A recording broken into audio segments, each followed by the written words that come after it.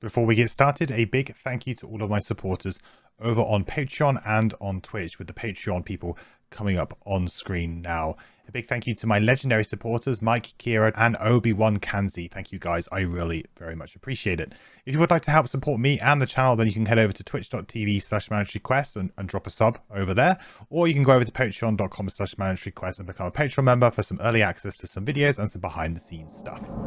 Okay, so today we are doing Living Glacier. This is scenario 45.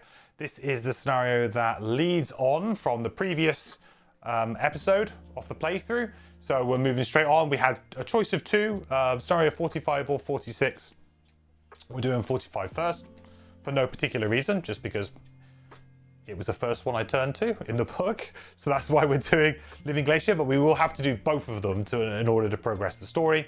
So the first thing we need to do is to do a road event. I'll tell you what I was a little bit surprised about is that for this particular one, it has the climbing symbol. So you need to have the climbing gear or the rope, like the rope symbol. I think that's the climbing gear symbol. But that's what you need to be able to access the scenario.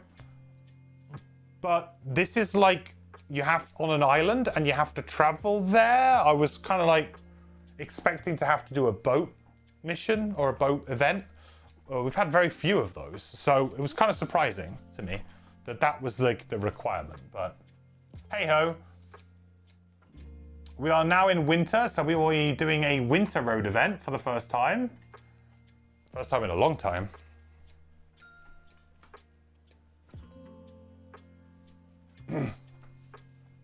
Hey Alice. Love these classes, I've been enjoying them.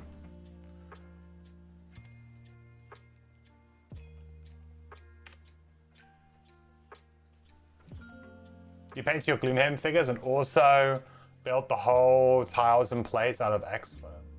Ooh. Started to paint the monsters, bought from several Tabletop games, looks awesome. Hey, I expect you'll be, Artorias, I expect you'll be looking forward to the minis campaign that, I think it's like this month, isn't it? Or June? Is it June? The Gloomhaven RPG and the Gloomhaven miniatures, backer kits. I think it's this coming month. June 20th, there you go.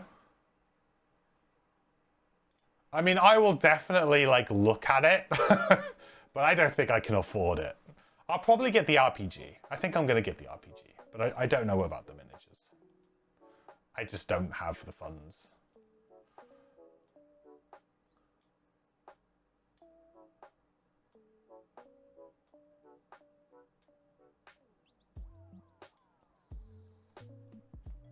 You're gonna paint them all? Nah, that's gonna take forever.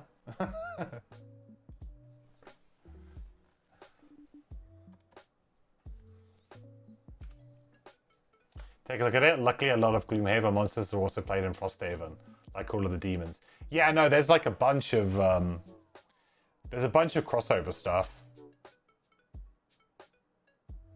I'm gonna be very curious as to what the kind of different options are, because I know that Isaac has, I mentioned to him in the past, I was like, how are you going to do like your backer kits for the RPG? Because there's potentially like, oh, I want to play this character, I want to play that character, like there's a lot of like potential like for add-ons or different tiers and things. And he said he wasn't like a massive fan of doing like really like convoluted tiers for pledges and stuff like that. Like all of the Gloomhaven ones and Frosthaven, they've all been fairly like, hey, you get the game, you can maybe add on the solo scenarios, and then maybe there's a few extra things like the insert or something like that. But there's not like a huge number of different things.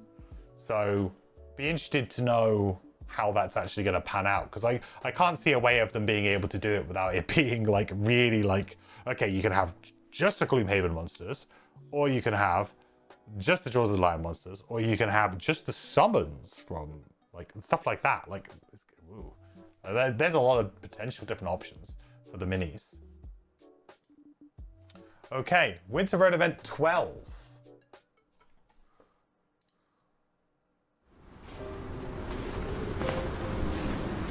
Blown off track by the winter winds, you come across a monolithic door deep set into the mountainside. You knock on the towering, gem-crusted stonework, but it feels so thick you can't even be sure the sound carried through. Whoever or whatever created it made sure it was impervious to both the elements and unwanted guests. An inscription is written in a language you can't easily make out. A receptacle on the doorframe looks as though it wants an offering, but what would fit? Option A. Apply power to the door's receptacle. Option B. Review the inscription. Do we have this? So, option A, we have to have the charged core. Do we have the charged core? I feel like we might do, but it's been like so long. No, I don't think we do we? No, we don't. Where do we... I don't think... I'm going to have to double check to make sure I haven't missed a sticker somewhere. It rings a bell, but I don't know if we do.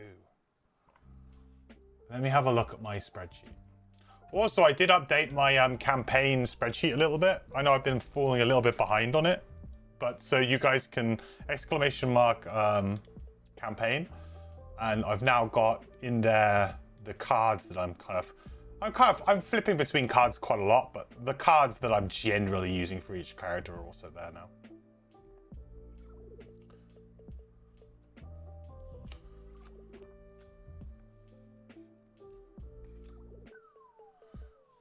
Didn't I use boat events, not winter events? I was hoping that I was going to get to use boat events, but no. It's not a boat mission, unfortunately. Which is, like I said, I thought it was a bit weird. No, I don't have it. Okay, so we have to go B then. Like, unfortunately, no poll today. We have to go B, which I'm assuming is going to be like, oh, come back to this later, maybe.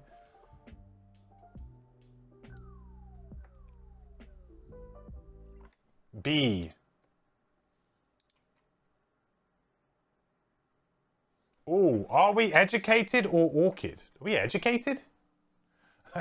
Somehow I feel like we are educated. The hive is educated. Nice.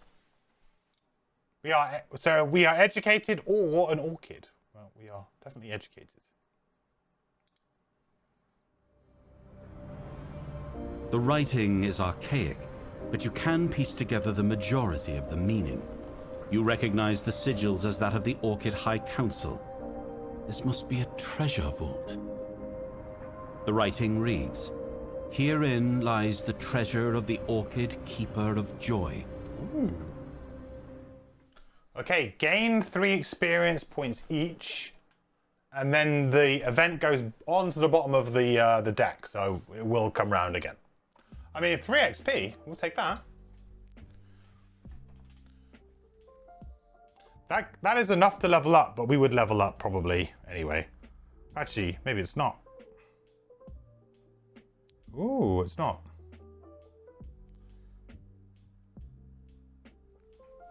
But we should level up this scenario. It should be good.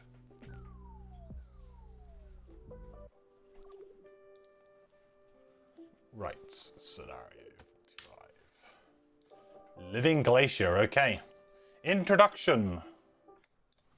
The living glacier appears from the fog, a blue and white monolith of opaque ice stretching high into the air. The helmsman lands near a craggy beach, and you look out while the crew lashes the ship to a mooring rock. Only then do you realize you are not alone on this island. A figure, shaped like a human but covered in spines and fish-like scales, appears high on an outcrop.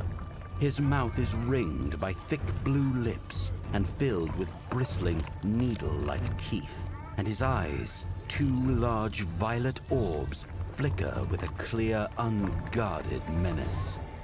The fishman opens his mouth and releases a long, gurgling howl. More of them appear along the crags, along with what look to be amphibious boars. He then jumps from his rock and lands on board your ship, rocking it violently to either side. You are in the waters of the Abyssal Scavengers. The figure motions to the rest of your attackers, as if this title were to mean something to you. We eat all fresh meat that enters here. Bardu ducks below deck with the rest of the crew. Oh no! And you prepare yourself for battle. Looks like meat's back on the menu, boys. Okay, scenario goals. The scenario is complete when the ancient ice has been retrieved. All characters occupy tile 14A. So we need to get back to the ship. Or have become exhausted on tile 14A. And no enemies occupy tile 14A. At the end of that round, read 94.1. Scenario effects. Each character adds 2 -1 cards to their attack modifier deck. I've already done that during setup on the app. And special rules, if any character becomes exhausted while not occupying tile 14A, the scenario is lost. So, there you go. Cool. All right. Well, that's it. When door 1 is opened, read 85.2. So, obviously, we need to go through that door to find the ancient ice. There's also these things here, A, B, C, and D. Does not say what they do at this point in time. But I would not be surprised if they are spawners for once we open that door or something like that. Because that's what we had in the last scenario as well. He seems like a nice guy. Really nice. Is 14A the ship or the Unreal Tide? It is the ship. So basically we need to get from the ship into here. Then we need to get back onto the ship. And there needs to be no enemies on the ship. And then we can sail on away, I guess. Makes sense, nice and simple. We have, we have a bale, scouts, herders, we have piranha pigs, we have eels. So in terms of scary enemies, probably this guy, the herder, is it? Or, yeah, the herder. Herder's probably the scary one right now, just because it does summon. I don't think these guys summon, do they? I don't think they do. I don't think the scouts do. Or maybe they both do. I know the herder definitely does, but I don't feel like I've fought many scouts. What do markers B and D do? We do not know. We don't know what A and B do either. I presume that there will be some level of spawning or summoning enemies that will appear. Disappointed that you can't play a card to carry an exhausted teammate. That'd be great gameplay. That'd be an interesting idea for a scenario. Although maybe not fun for that one teammate who's exhausted.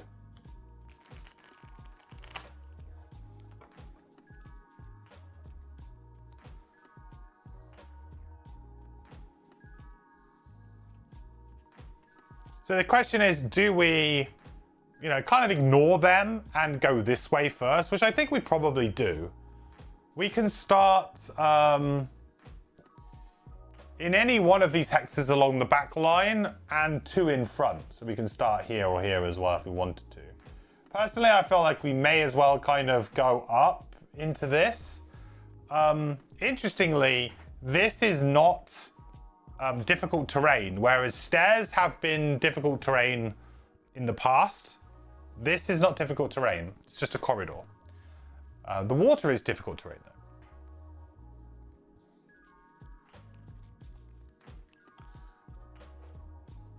Okay, so for our pyro, we have Ravager, Shirker, and Zealot. I don't think we can do Ravager, or at least I don't think we have a natural Ravager turn, do we? I mean, we can. I think we do have a bottom burn, but I don't feel like we often do. So Ravager's probably out. Shirker. Kill an enemy not adjacent to you while you are adjacent to another enemy.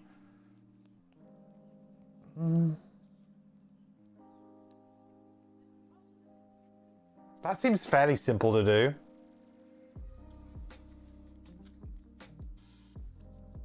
Let's do Shirker. Seems fairly simple to me. Okay, on to... Ooh, double ticks. So we'd like to see for our hive. Daredevil, add 2 cards to your lost pile before your first rest. I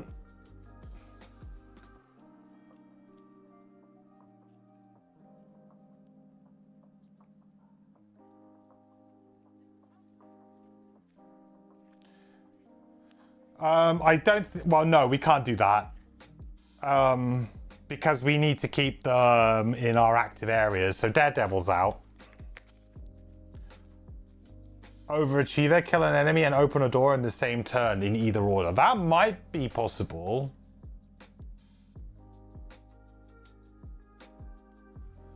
Collect 2 or more loot tokens by performing a loot ability while adjacent to... The pickpocket's never going to happen. Let's go for Overachiever. There's a world where we can do Overachiever. Challenge. A challenge for this scenario, if we choose to accept it. Spiteful Retribution. Whenever any negative condition is removed from any enemy, it gains Strengthen. Now, we do have a bit of muddle. But the thing is that we can always optionally do that though, right? Well, no, actually we can't because it's not. We've got wound, but do they heal at all? None of the enemies here heal, right? I don't think so. So I don't think they really care about the wound or anything like that, right? We have poison, we have wound, we have muddle. I think that that's a fairly simple one to do. I think we can do that. I think as far as challenges go, that's one of the easier ones to do. So we'll take it. Okay. Now in terms of how we want to try and play this scenario out, what mode do we want to start in with our hive? I think this one absolutely looks like we want to start in the machine bolter. I mean, being able to just have multi-target. There's a lot of enemies right at the beginning. I think multi-target's going to be great. So I think it's a fairly simple choice. Machine bolter it is.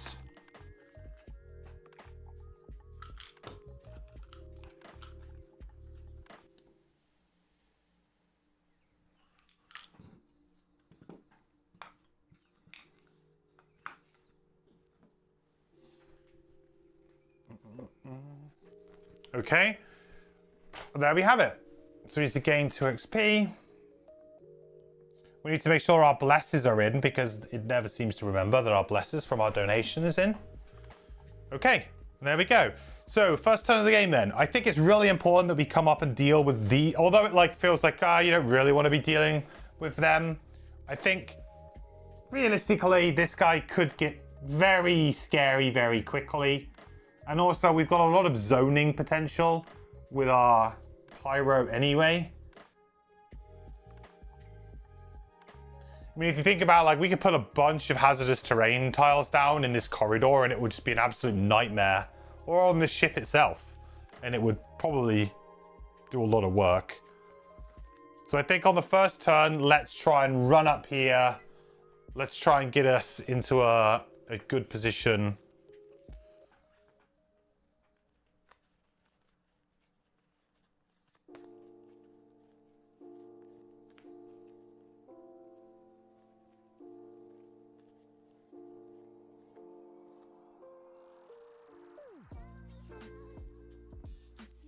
Question is, do we launch pod on the first turn? Or do we long range missile?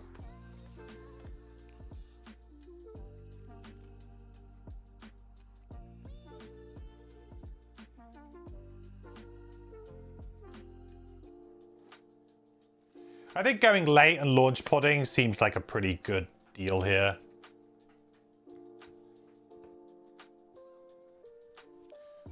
Late turns, I think, are probably going to be a bit better for us.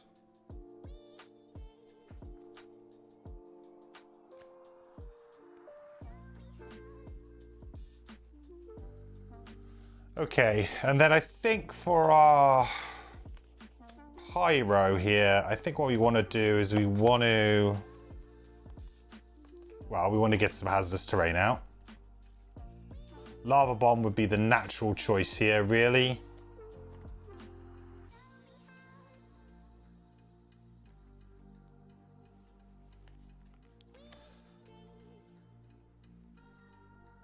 Maybe we'll go late. Let's go late.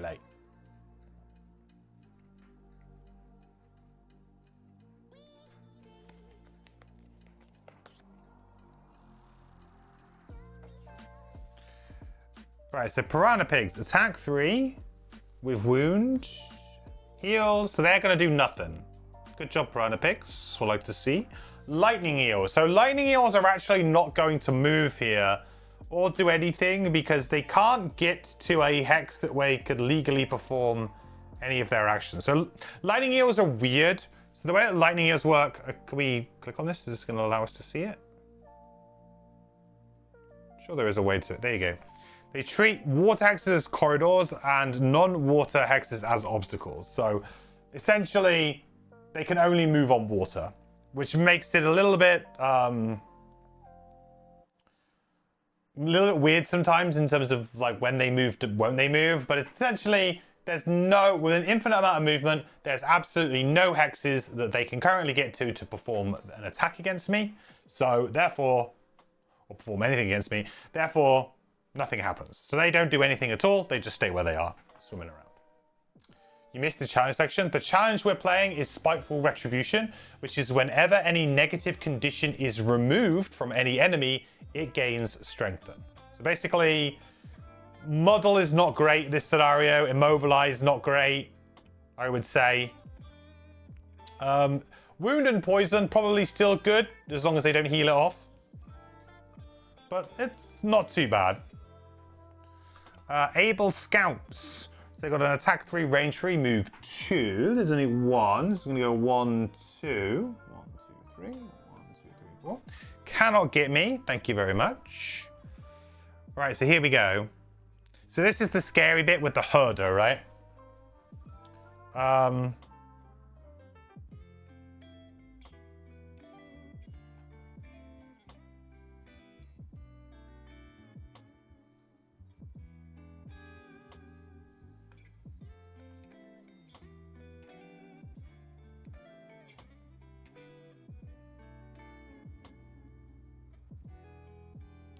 That'll be 1, 2, 3, 4. You have to be a bit careful here because of like, these guys can go really early. And if I'm not going early next turn, then I'm kind of putting myself in a bad position here. But I think I probably will go early. Whether or not I can beat them, I guess that's maybe the difficult part here. It's either that or I actually go back and try and deal with these two. But the fact that this guy can do this Piranha Pig thing, it's a little bit scary. I think I'll go here like this. So that's Wildfire. So we'll move 4. Wound Self. But then also wound 2 things that target 2. So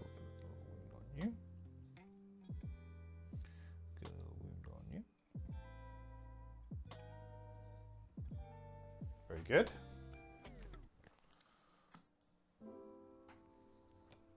Then we'll use Lava Bomb, 1, 2, 3, and we'll use Lava Bomb and we will target our friend the herder here.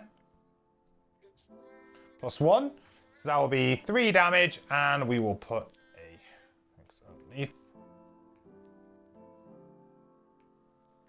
And create fire.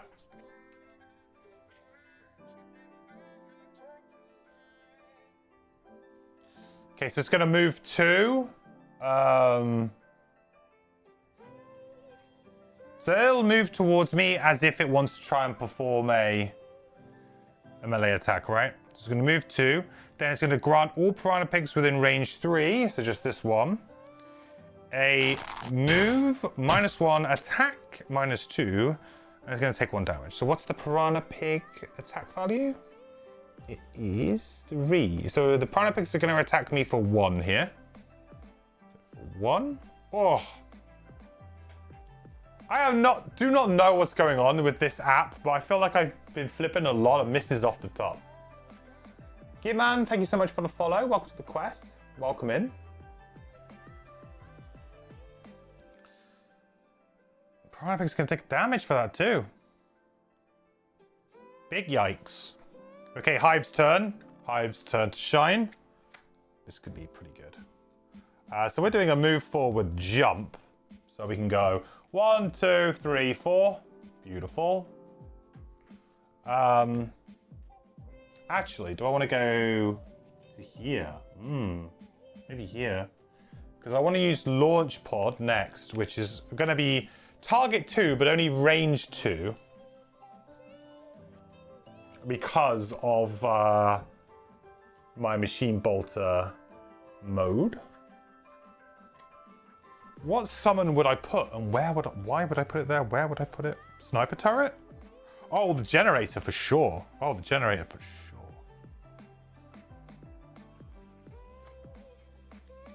Oh, hell yeah. Okay. Generator and then sniper turret, and then we're just like... Oh, actually, I'll probably get the repair drone now, right? It's probably a smart move. I'm a little bit worried about, like, the generators just dying, though. A little bit scared about that.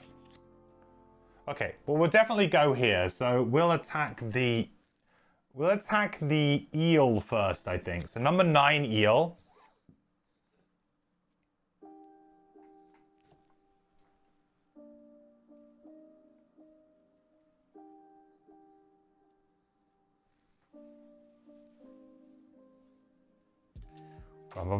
Where am I? Down here. So 3, 4, 5. That's 5 damage to the eel. Oh, it's dead. Rip eel. Boom.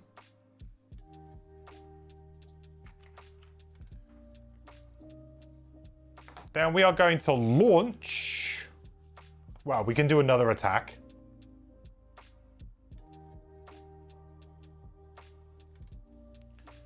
So we'll attack the herder as well, I guess, here. So that'll be 3 against the herder. Very nice.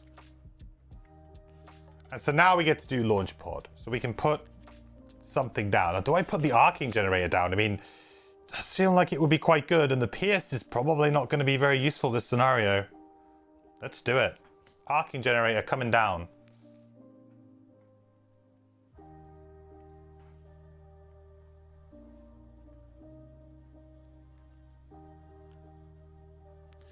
That's going to gain us 2 XP.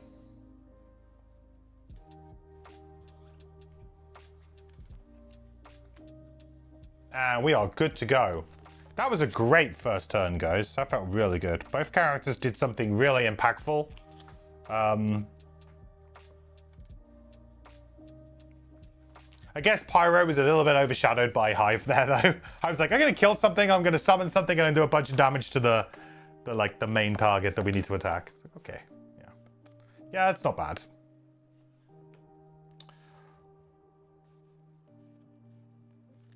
Yeah, not too bad. Not too shabby.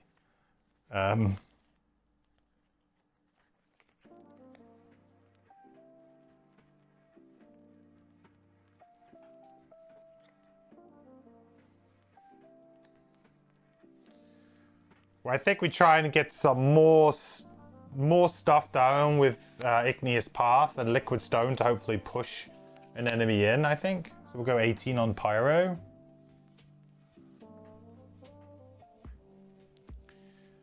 Hive. We just want to go early, really, so that our summons get to go. I think that's the best thing here. And potentially long-range missile, I think, is not bad. And long-range missile is a 19. Do I want to use Faceless Entity as a move 2 here?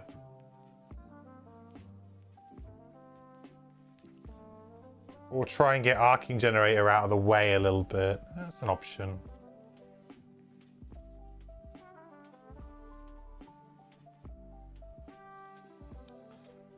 I feel like long-range missile plus just the bottom of faceless entity to do a bit of moving. I would like to go as early as I can, and I think 12 is not bad here.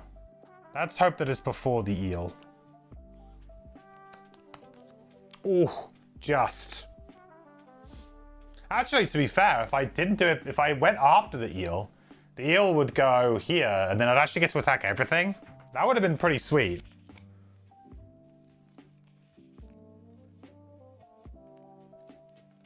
Players always break ties, though.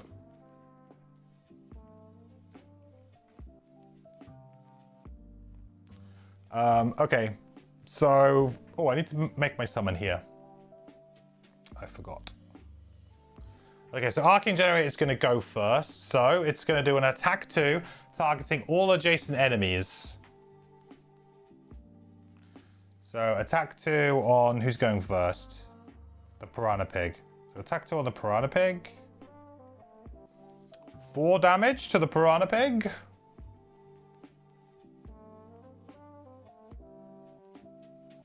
And then on the Herder, 2 damage.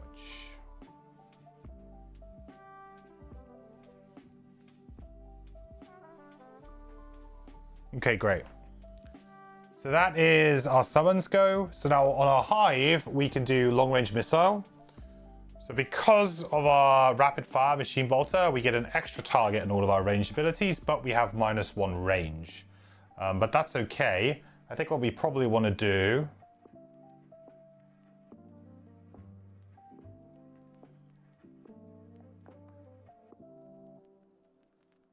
I guess I wouldn't mind trying like taking the damage from the eel here somehow.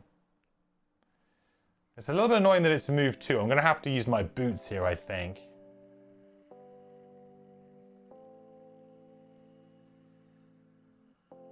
I want to get that piece of loot. So I guess I'll go... I'll use my boots here. So do a move 3. So 1, 2, 3. I won't do the other part of this. I won't transfer either. I don't really see any benefit to transferring here. I actually want a long-range missile, so let's do that first. So we'll do long-range missile. So we'll do attack 3, target 2 things. So we'll attack the Piranha Pig first. -1. So that's 2 damage to the Piranha Pig. And then the Herder. 4 damage to the Herder, which does get them done.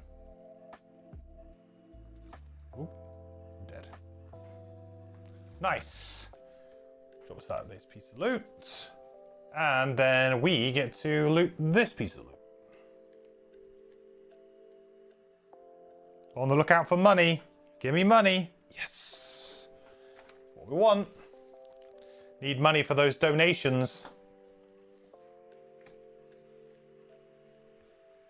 Perfect. All right, Lightning Eel. So Lightning Eel is going to go 1, 2, 3. Yep. Lightning Eel is going to go whoop. And is going to attack for 1 our Arcane Generator. 1 damage and create light. So 1 damage to the Arcane Generator.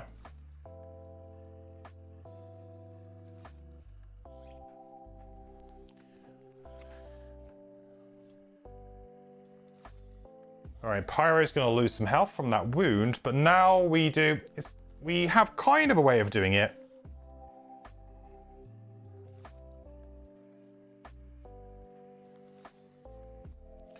So what we'll do is we'll use the bottom of Igneous Path here. So it's a move 1, consume fire to make it a move 2 and gain an XP, which we will do. Ooh, gain an XP.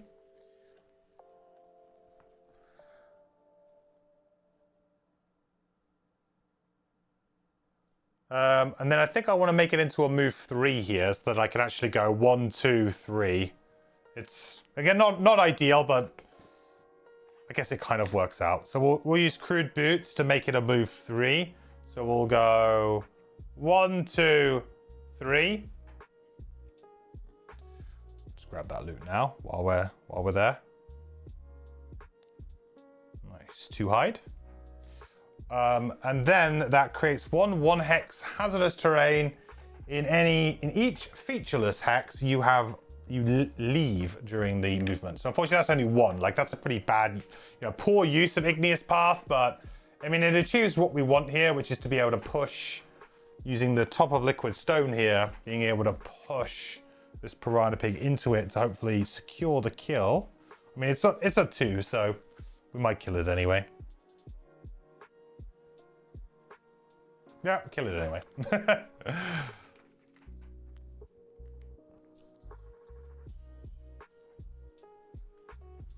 It's worth having it out though. Like, it's worth having this out because it's gonna make it really awkward when like the stuff starts spawning and comes through and everything. So it's definitely worth having just terrain out there. So you are dead. Next piranha pig is going to move 4.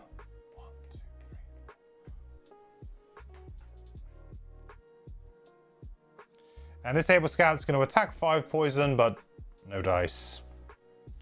Nobody's there. All right. Next round. So far, so good, chat. Looking good. 2 really nice, strong rounds out of my team. Can't ask for more, really, can you?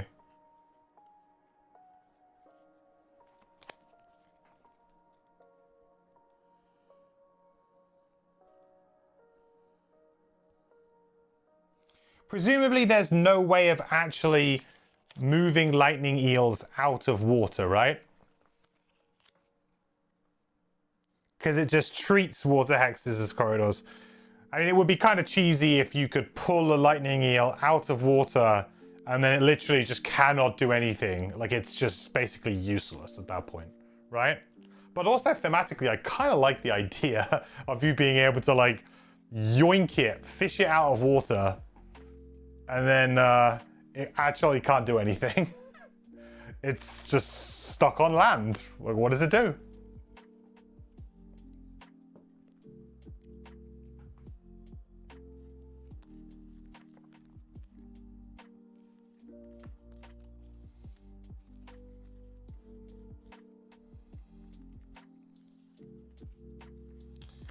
I'm not quite sure what I do on this turn.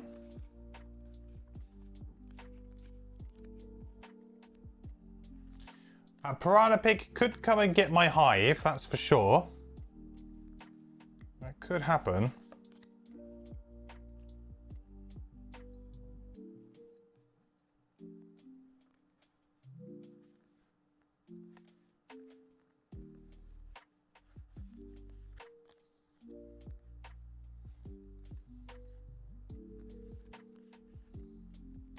Realistically though, I probably want to just move towards the door, don't I?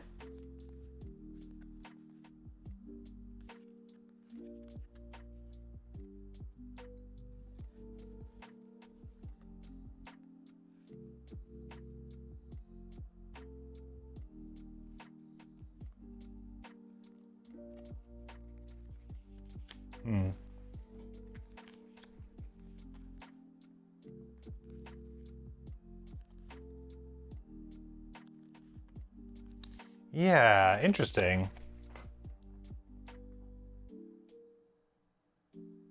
I don't feel particularly threatened, so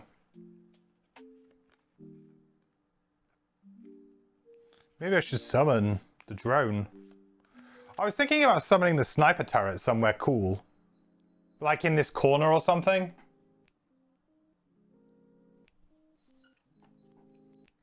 Surround it with a little bit more like hazardous terrain and it kind of just protects itself.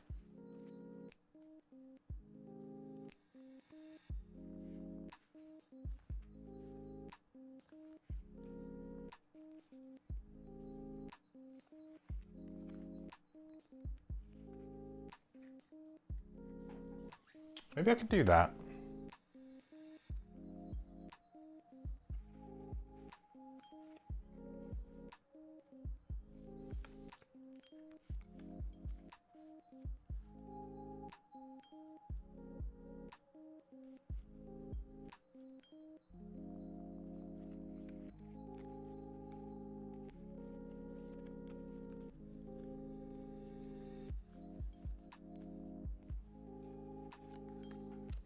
Let's go late on Pyro and see if these enemies get up this ladder. And then on our hive, I could reassemble. Reassemble seems kind of okay. It's a good way of kind of cycling a bit of XP. But also I felt like getting another summon out would be really cool right now. I've just got nowhere to really summon it. I guess I could summon it where the eel used to be. The eel's most likely dead.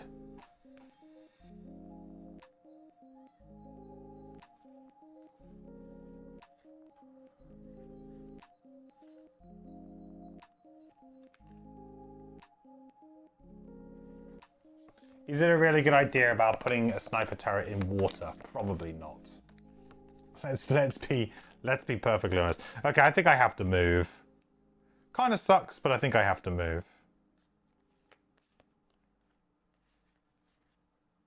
It's fine. We'll figure it out. And we'll go early.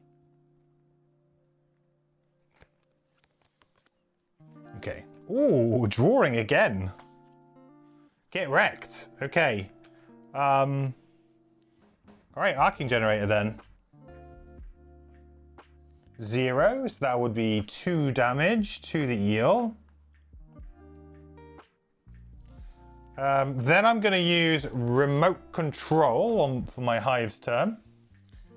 So have another go, have another stab. Nice. So that is 2 damage, that's enough. Dead. We gain an XP. And this drops a bag of loot. Satchel of loot. You know, from those pockets that those eels have. Always carrying little satchels around, those guys. little wallets. And then, what are these guys doing? Moving for 3. So they can kind of get close to me. They're moving for 3. So I'll just use this as a default move 2, which is awkward because I can only really get here, but that's fine. We get a bag of loot. We'll take it.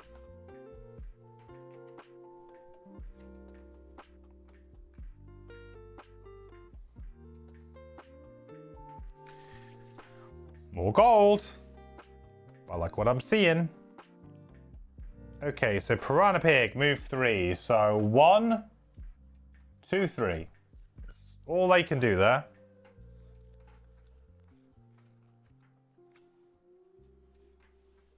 One, 2, 3. Scout's getting closer. And then Pyros go. So I did a bit of a hybrid turn here. Because I was thinking, what do I want to try and do? Do I want to use cooling or not? I think I probably don't. I think I'll probably use the bottom of cooling. I know we don't really need it right now, but we can Force of the Earth. The muddle is always going to be a bit of a tricky one. But supposedly I could decline the muddle, right? That's a thing that you can do. Kind of like when you can always decline an effect, right? An added effect. So I could just decline to apply the muddle. Pretty sure we had that. Well, we have that quite a lot.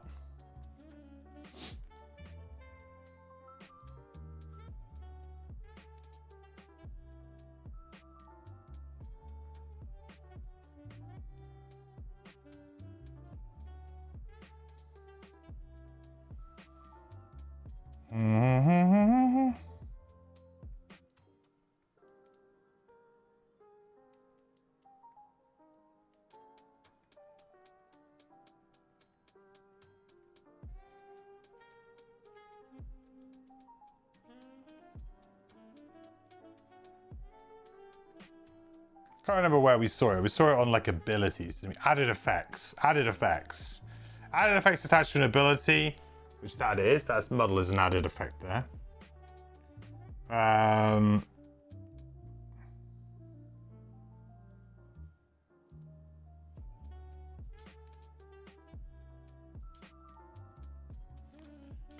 Added effects can be skipped, but the character must choose to do so before drawing an attack modifier card.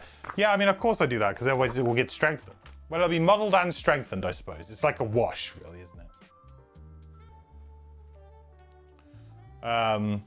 Yeah, let's just leave it. It's fine. Okay, so we will attack. We're going to use the top of Force of the Earth here to attack 1, 2, 3. This guy here. Okay, 2. It's going to do 3 damage to the Piranha Pig. 2, 3.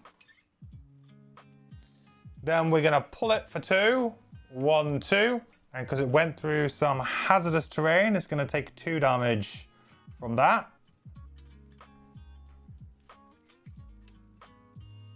I guess I should apply the muddle because it only gets it when it dies, right?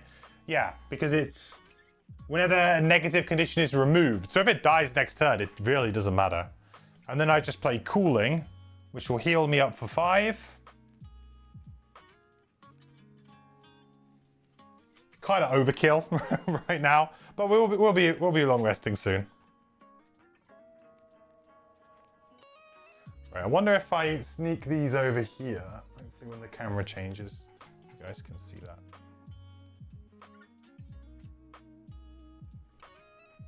Yeah, you guys can see those. It's fine. So on my next 3 move abilities, add -1 move. Not ideal, but we can deal with it.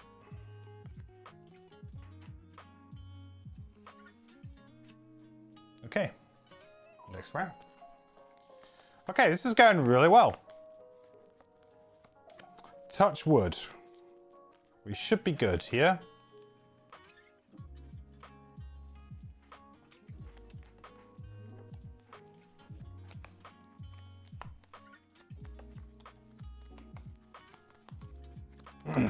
The amount of control Comet brings ain't no joke, especially for this particular situation. Yeah, when you've got like basically a completely full corridor. Yeah.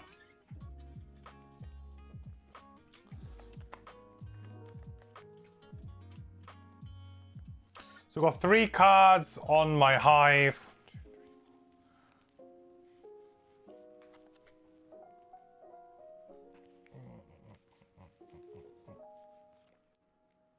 And I've got 4? That can't be right.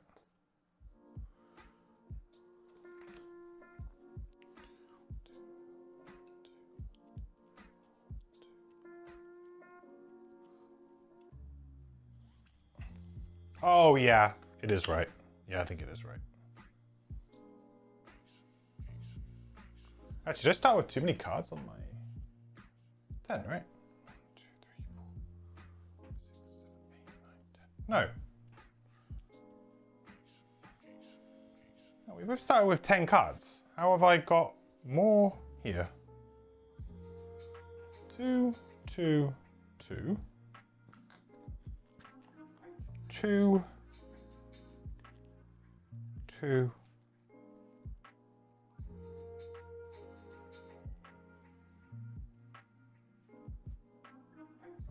Nani? 1, 2, 3. There's 3 turns there. 1, 2, 3. 3 turns there. Oh, of course, because of launch. I'm being dumb. I get an extra card play because of launch pod. That's why I'm slightly different.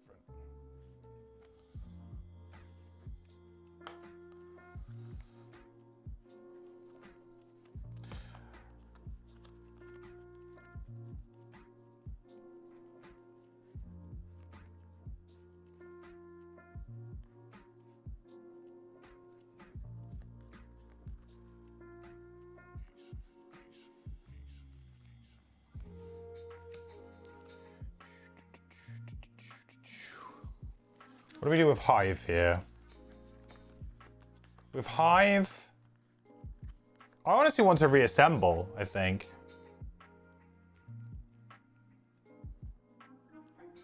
It just kind of makes sense.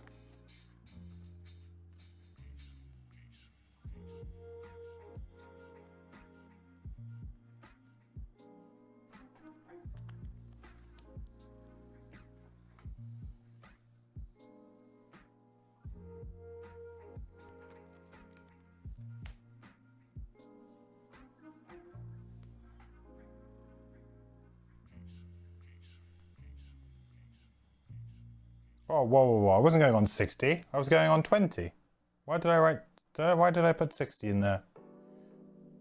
Whoa there. I don't even have a 60.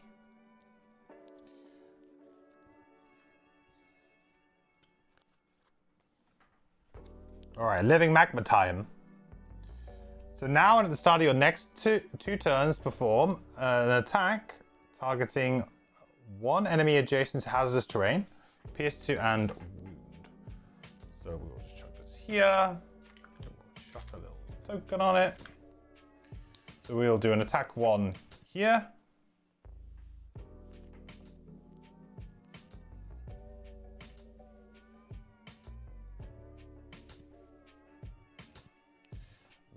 That would be enough.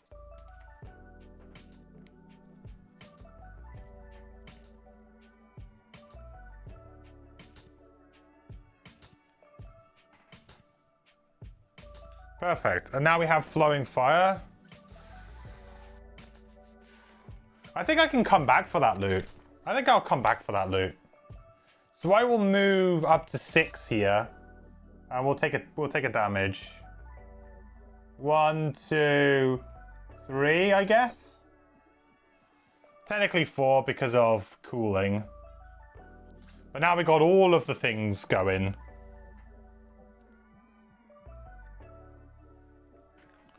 But it's fine. We're going to be like long resting very soon. In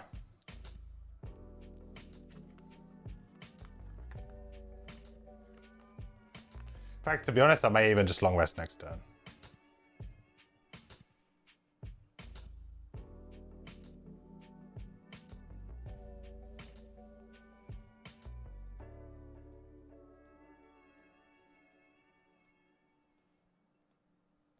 Pyro is done. So Able Scout is not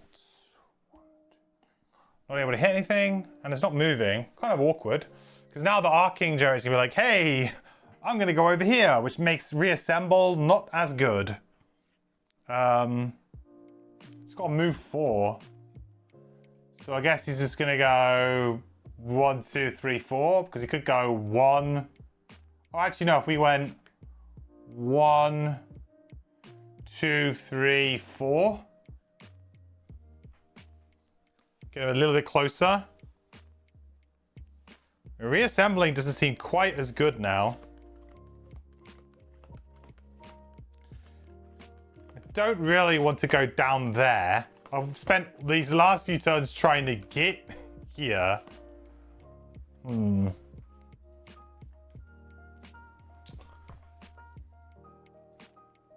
Feels like such a waste, though.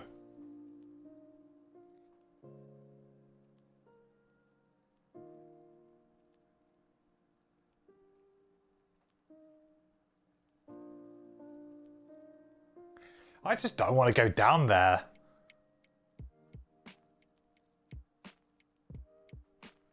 I'll be long resting next turn, which means that I can go on whatever initiative that I want. So I could go fairly early and let the Arcane generate a decent... or late, depending on what the scout does. Because if I go down there, then I've got like a move... the best movement I have is a move 4. With jump. And that would be like 1, 2... and I guess I could use my boots. I could go like what? If I was here, I could go 1, 2, 3, 4, 5. I'd be pretty close, I suppose, but... movement is the one thing on this character that I am struggling with at the moment. I think maybe if I found a card that just gave me some extra movement, I might take it. I guess I'm supposed to be doing the transfer thing to actually move around a lot more.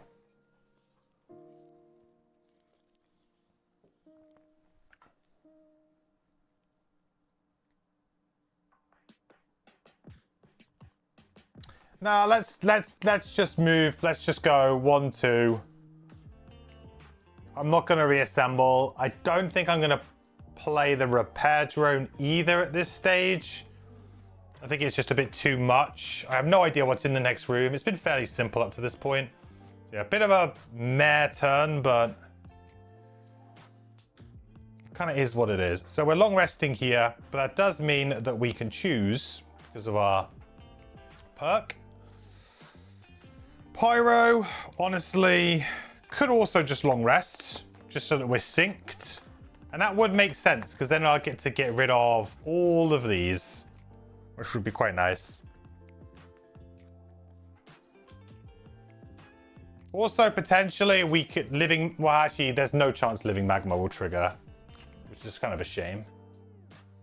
Yeah, maybe I just long rest on Pyro too. Even though it's a turn early, I think that it's... I mean, I'm not going to open the door, so it would be a turn of just standing here anyway. So I may as well sync everybody up. All right. So what initiative do I want to go on here? Do I want to go before? I mean, if I draw a bless, it's dead. So that's neat.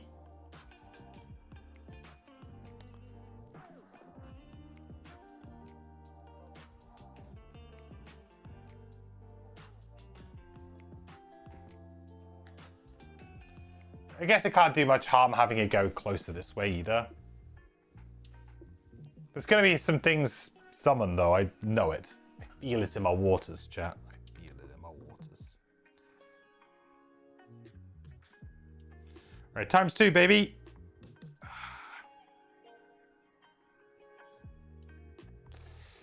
Yikes.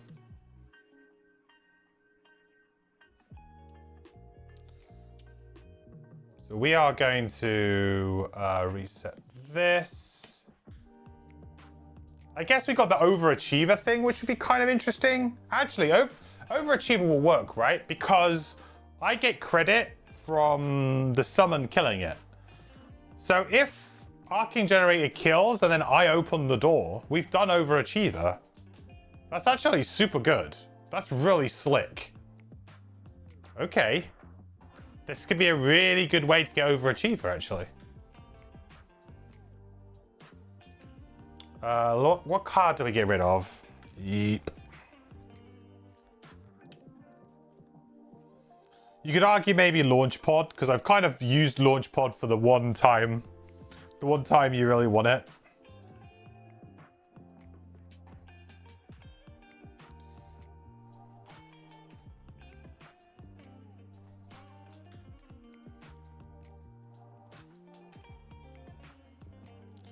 I'm not really going to want to launch any of my other summons, so...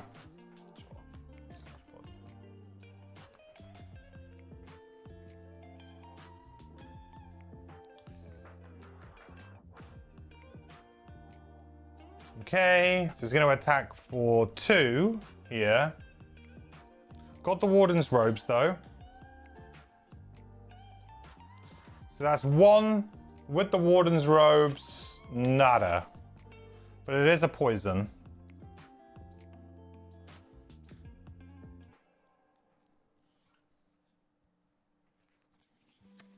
So Pyro's going to heal... Well, we're going to take damage, but then we're going to heal up. Living Magma moves across.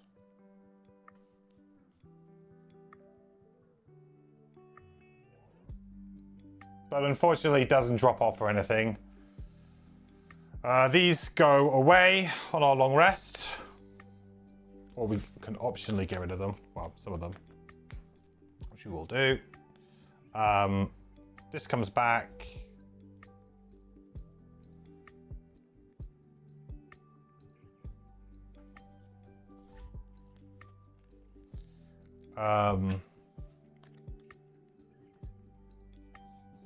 Maybe get rid of cooling? No. It heals too good. Flowing Fire, man. Feels like the most underwhelming.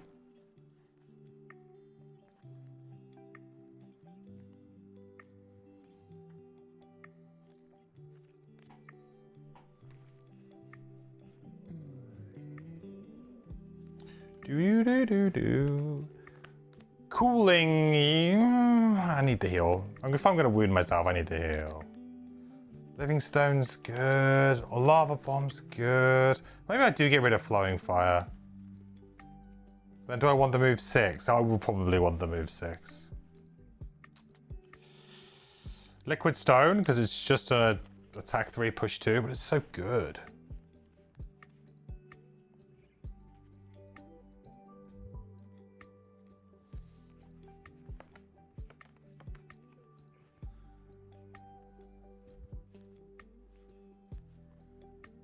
Maybe Force of the Earth.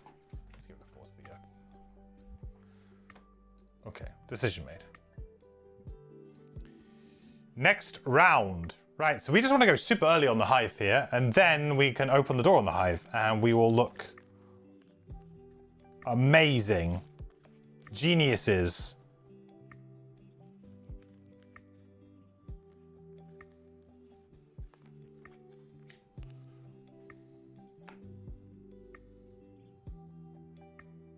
Just don't miss, buddy, or draw a -1, because then it's literally doesn't work. We lose.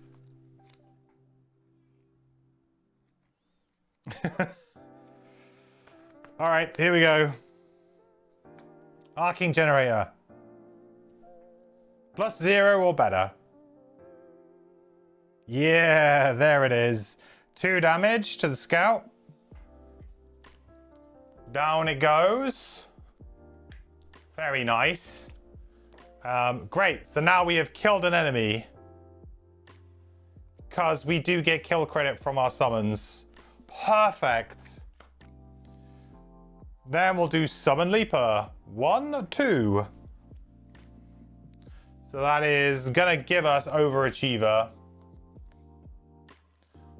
Oh, it says in the same turn. Oh, actually, no, it doesn't count because it's in the same turn.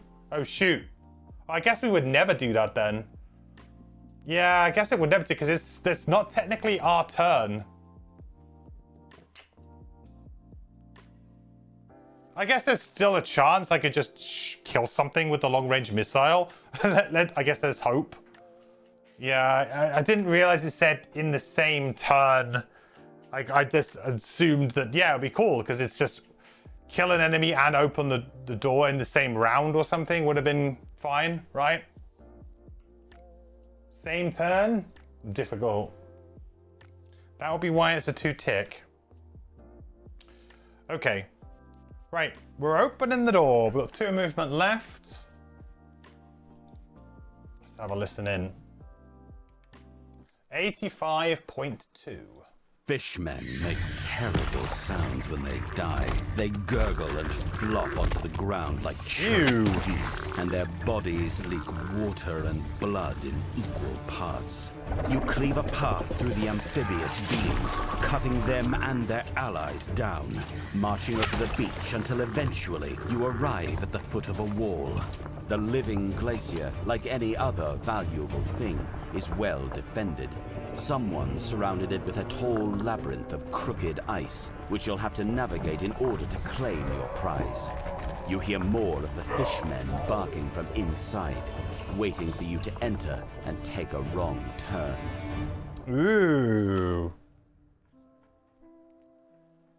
So there's the layout. Pretty big room. Right, I'm gonna have to try and fit this on screen. That's gonna be interesting. We'll probably have to just push the boat kind of slightly off screen to begin with.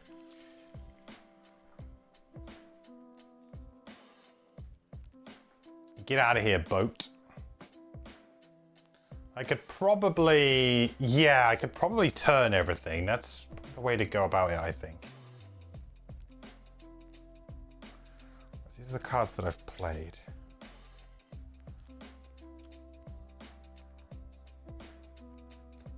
Keep that there for now. Yeah, I could turn it like that. That would be the best way of doing it. Okay. Do.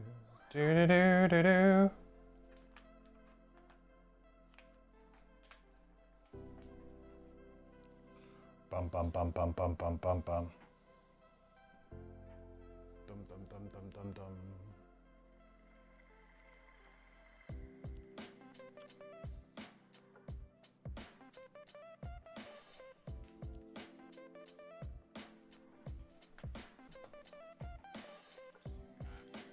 Tile 16A, you know it's a big one.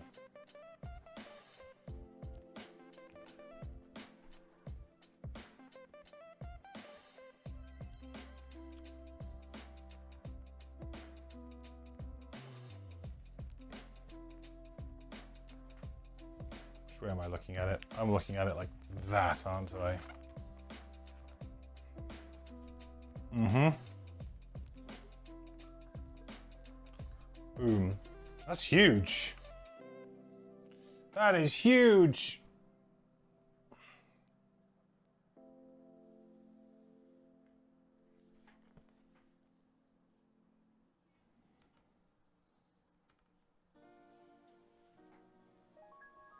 Hmm.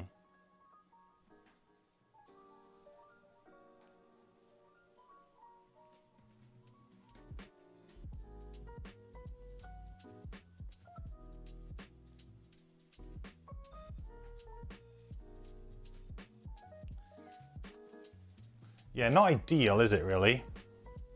I think we're gonna have to like spin it a little bit. Go lengthways.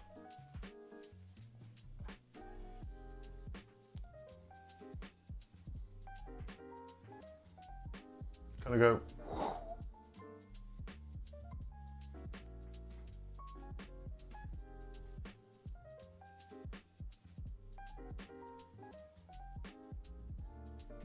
That seems a bit better.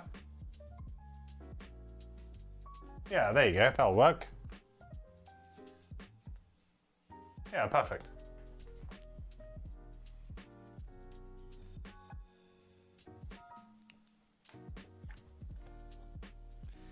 Pyro, pyro.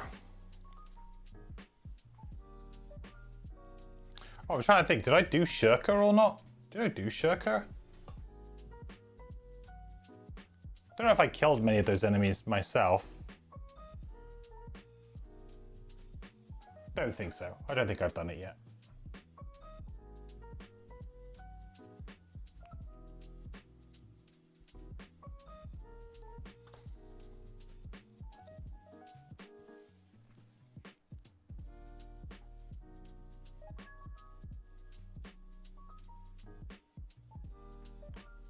Okay, perfect.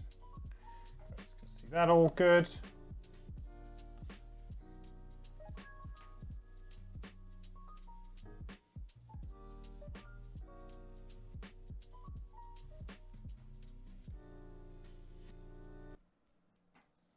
It's kind of annoying because I actually moved my camera.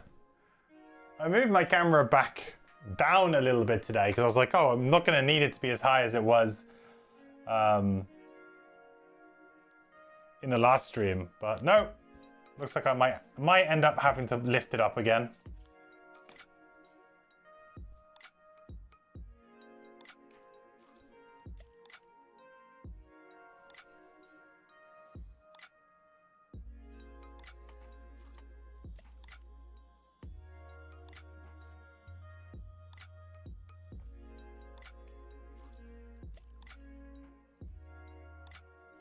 I don't know, this looks pretty good. I think you get most of it up here, don't you, really? You get most of it. You get the important bits.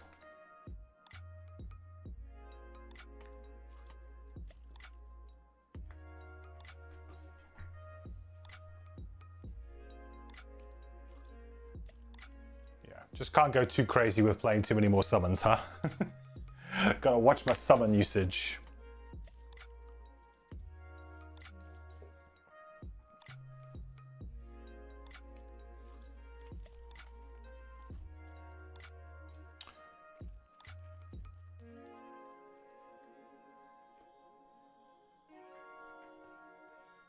Right, so things to put in. A lot more water. Unsurprisingly, I guess. There's going to be a lot of these eels around.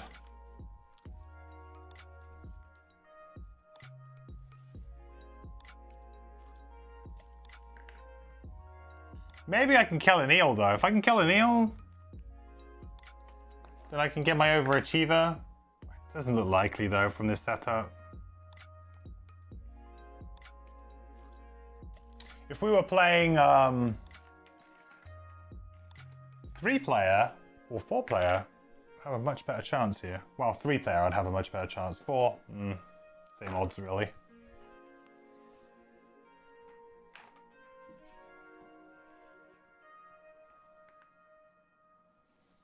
Some stones. Some big rocks. Oh boy. That's a lot of rocks. What the heck?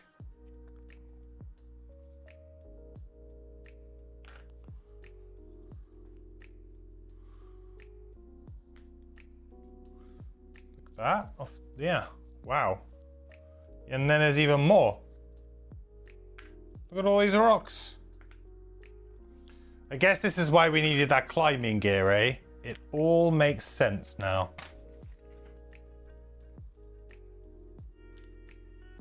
Hey, Biology. How's it going, buddy?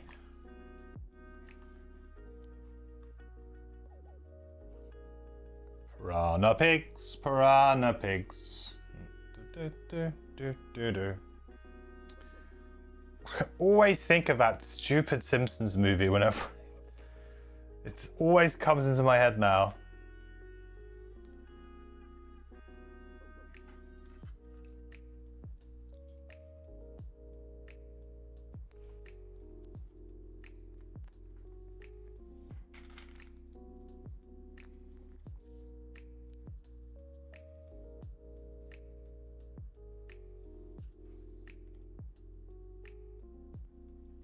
What was that? 10 and 8.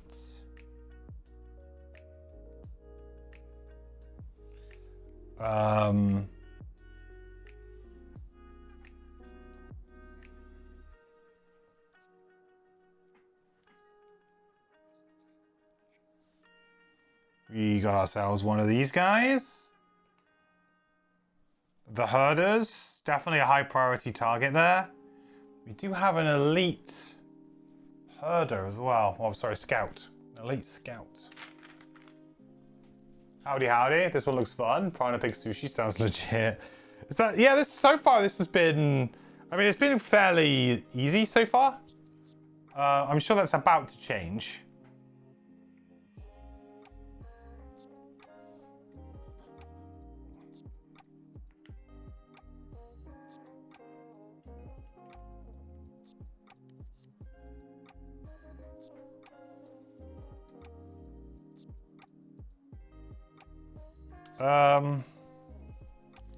Eels.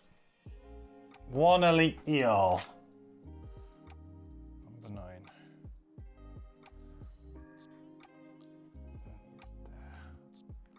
There's also a bunch of letters as well. Ugh. There's gonna be spawns or something. It doesn't say anything about spawns, but I can only assume what's gonna happen here is we're gonna get the ice and then suddenly it's like, oh no, you've angered everybody, and then it's just gonna be spawn, spawn, spawn, spawn. Constant spawning. That's my theory.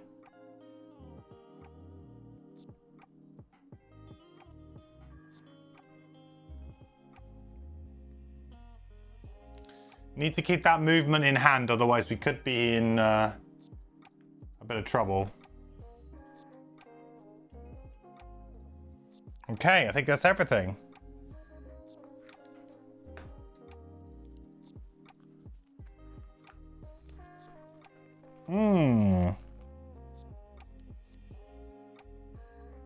So, special rules. The ice pillar. Has it added the ice pillar? It has. The ice pillar. It is an enemy to me and an ally to all monsters. When the ice pillar is destroyed, the ancient ice is retrieved. When the ancient ice is retrieved, read 39.2. So, pretty simple. We need to go and destroy that pillar to go get the ancient ice. That makes sense. Okay, so we had, I believe, 2 points of movement left on our hive. Or potentially up to 3 if I wanted to use my crude boots here.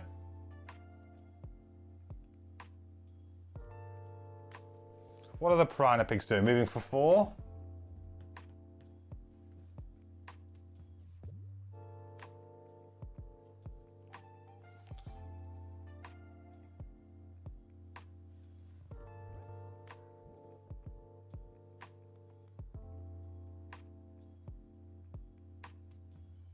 I mean, I could just stay where I am.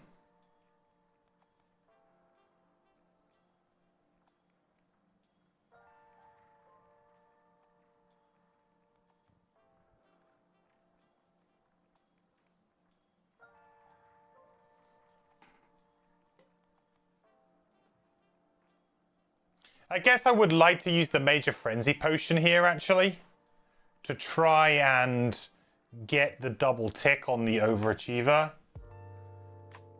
So I have jump, so I could go like this.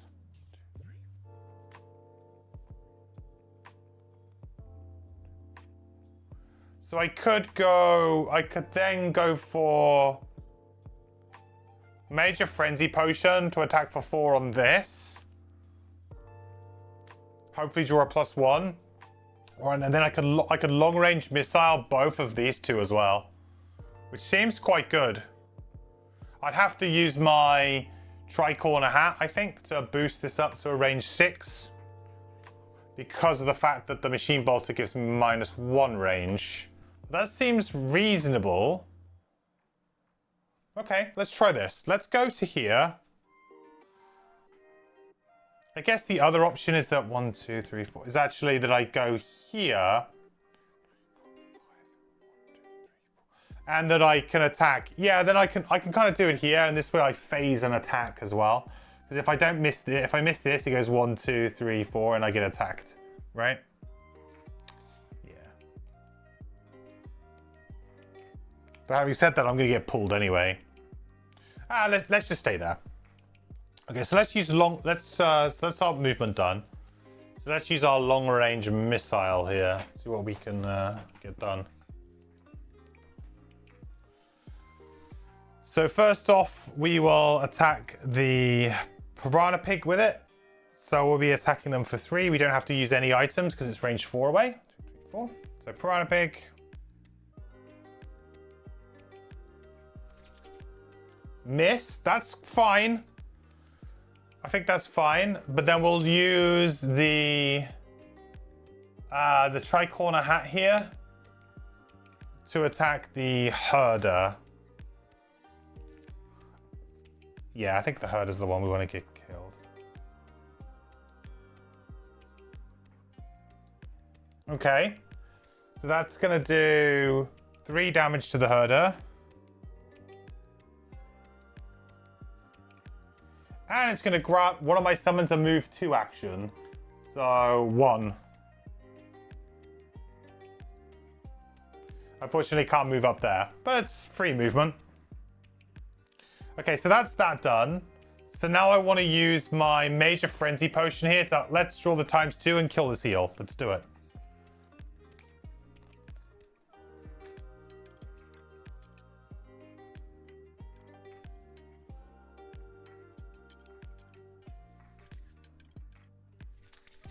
Oh, come on.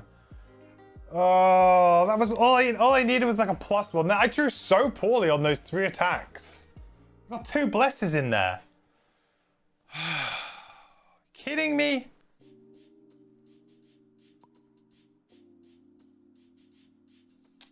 Well, no battle goal for us then. Man, we like.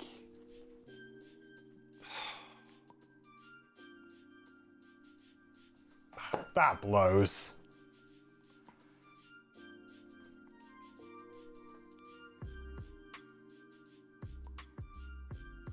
Nothing more I can do about it, unfortunately. That is that. Just gonna have to let that lie. So now I'm gonna take an attack of 3.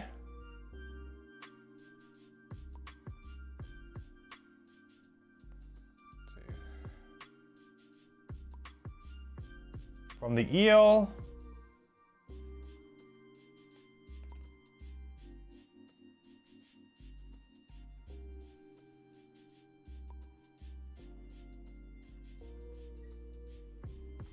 What's my plan for next week? Doing D4 early access? Yes. I've actually got the time off work. So I've got a big week planned next week, Phantom. I need to work out the exact logistics of it because I want to go to UK Games Expo on the Friday, which is, I think, If I'm right, doesn't Diablo come out on the Friday night? I might be wrong here. I'll need to double check the time frames. Let's do that real quick right now. Because I'm going to go to UK Games Expo on the Friday. That is kind of planned.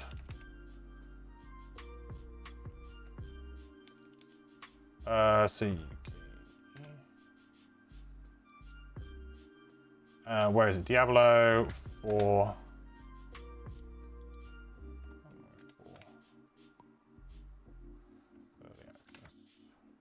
Okay. So we can access it from Friday.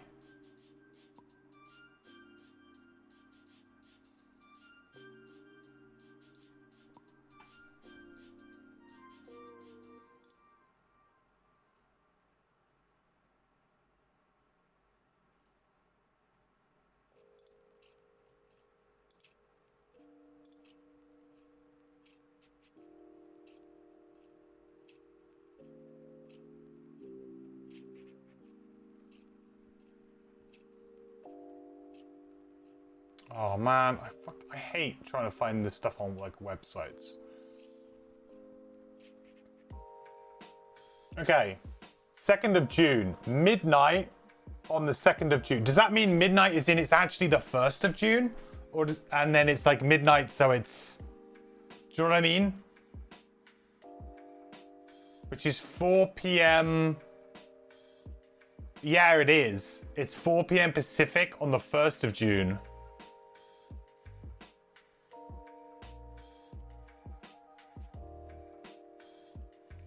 So that, unfortunately, is a big clash for me. So I will definitely be doing it, but I don't think I can do it on the first day. Because...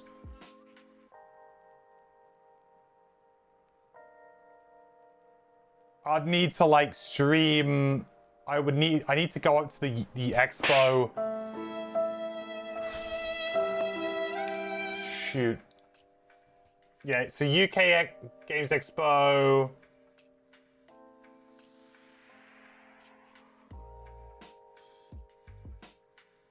And I really want to go this year to at least like go and visit some exhibitors and stuff. So I really want to go. Resident Sleeper. Hey, Electric. How's it going, bud? Thank you so much for the resub, my man. Sorry I'm boring you, bud. 25 months. Welcome back. The quest continues.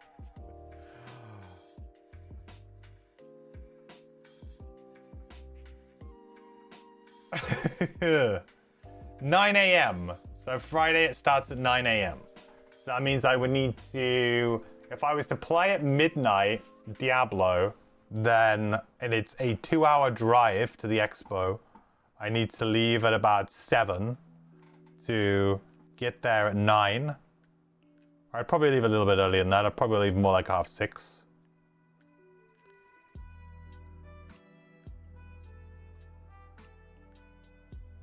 So that means like, what, 3 hours worth of sleep? It's probably better for me to get a good night's sleep and not touch the game and then come back and stream in the evening. It's probably better for me to do it that way. No sleep, gang? I would say yes to no sleep, except for the fact that I have to drive. If I didn't have to drive, I'd be okay with it. But 2 hours on the motorway, and if I've like not slept at all, that's a big problem for me. I will start to nod off. Like, that's not good. Like, if I didn't have to drive, I would do it. Or I would like, I am going potentially with a buddy, but he wants to go with his son, who is 3 years old. I think it's be his first expo. So he'll probably want to go a little bit later. I don't think he's going to want to go as early as me, and he'll probably want to leave a little bit earlier than me potentially as well, or I'm not sure. Get to the expo by midnight and camp outside with PC. If I had a decent enough laptop, I would absolutely do that. No joke. I would like stream from it, but it just feels like it'll be, yeah. I'd love to do it. And I will be playing a lot of Diablo. So I'll be playing Diablo Friday night, all Saturday, all Sunday, and probably most of Monday. So I'll probably play Diablo for about 3 or 4 days. Pretty much straight, just sleeping in between.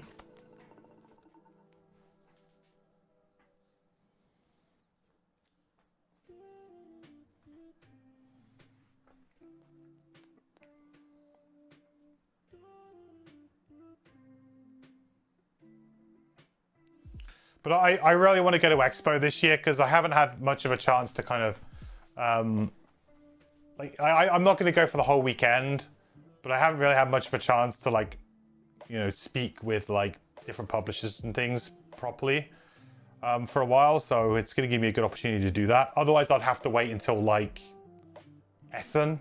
So I really need to go. What I'm really hoping in the future of the channel is I would like to have more opportunities to do more kind of like reviews, previews, more opportunities to like do strategy guides, playthroughs, just for general stuff that is of interest to us. Like I'm not going to limit the channel in any real way. I think it would just be cool to check out probably games that are fairly similar to like Frosthaven and Gloomhaven in some ways, that have that kind of like deeper nature to them, I would think. But, you know, just cool indie games. I've always just been a fan of video games that have board game-like mechanics or esque mechanics. Like I really like roguelites and stuff for stuff like that, where games just feel like quite replayable. And checking out some new board games as well. Upcoming board games would be great. I've been thinking a lot about trying to pick up... Actually, I wonder if they've added them to the store, because they said they were going to. Isofarian Guard. The Isofarian Guard. Supposedly they're going to be adding some copies of that game to their store for UK shipping this week, although I haven't seen them yet, so I'll keep an eye on it. It looks really, really cool. It does look really, really cool. I'm very intrigued by it. I missed it on the Kickstarter, but you know, would it be a game that you guys would be interested in seeing me play? I mean, it's a really long game, so it's kind of difficult to say, but it is, I think, about 300 hours. They say that the game is, but obviously we don't necessarily have to engage with the game at that length of time. But like Frosthaven is probably going to be one of the only types of this type of game where I will play it all the way through on stream, most likely. You know, this is the kind of game that I might play. You know, we might do a handful of games on stream, and then maybe we would, maybe I would complete it like on my own time. You're waiting for their store to open again. The store is open again, Kira, if you're in the US.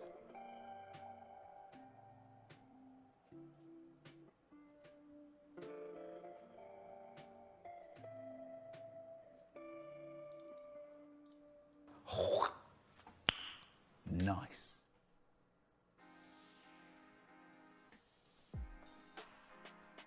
I linked it for you.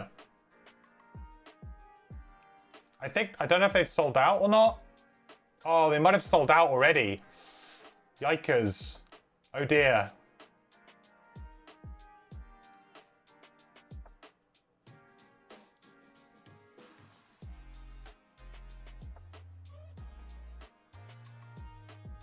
Hey, banker.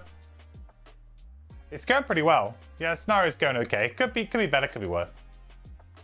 Yeah, oh well. I think they sold out like really quick, dude. Because I've been checking, like I signed up to their newsletter and they sent an email out. I think it was like end of last week saying we've reopened the store with only US and Canada, US, Canada and Australia options for now. But there will be UK and Europe coming next week. So I've kept refreshing it every day just to see. But I think that those US ones sold out super quick. You're waiting for the inevitable second printing Kickstarter. Yeah. Thought you had alerts to that, but must have missed the email. I think it went to junk, if I'm honest. I think it did go to junk. which is obviously not really good when you sign up for an alert and then don't get it. It kind of sucks. Not really what you were signed up for. Okay, so they've been... The scout's kind of interesting, right? 1, 2, 3, 4. Yeah, it's going to go... This is looking a bit scary now. Suddenly, things have gotten very scary very quickly. Because I'm immobilized, and these guys can hit, like, a really big hit with poison. I might end up having to transfer here. I could do a cheeky reassemble transfer and just disappear off the map. Back over there. That'd be so sneaky. Might have to.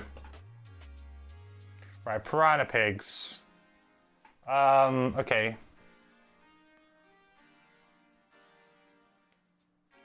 3, 4. So it's gonna go all the way. It's gonna go all the way around.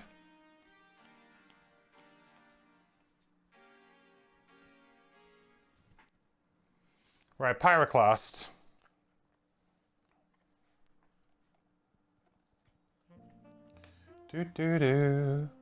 Okay, move for 4.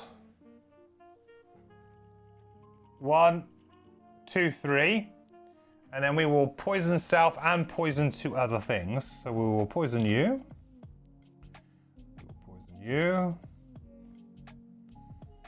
Poison. Wound even. And we wound ourselves. How have I got 1 XP on the pyro so far? I think this is something that I see in some scenarios I seem to smash it, and then other scenarios I just really don't. I guess we've just been like making terrain and then pushing things in. Like the act of making the terrain often doesn't actually give us any XP. Lava bomb. So we will create 1 hex hazardous terrain in a featureless hex. So we'll do it on this guy.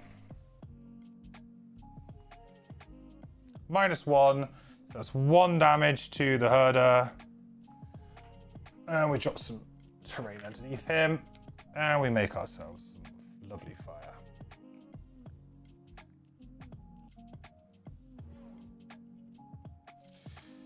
Yeah, very scary round that round, actually. And it kind of blows, because we had a really good potential to have an amazing door open with Hive.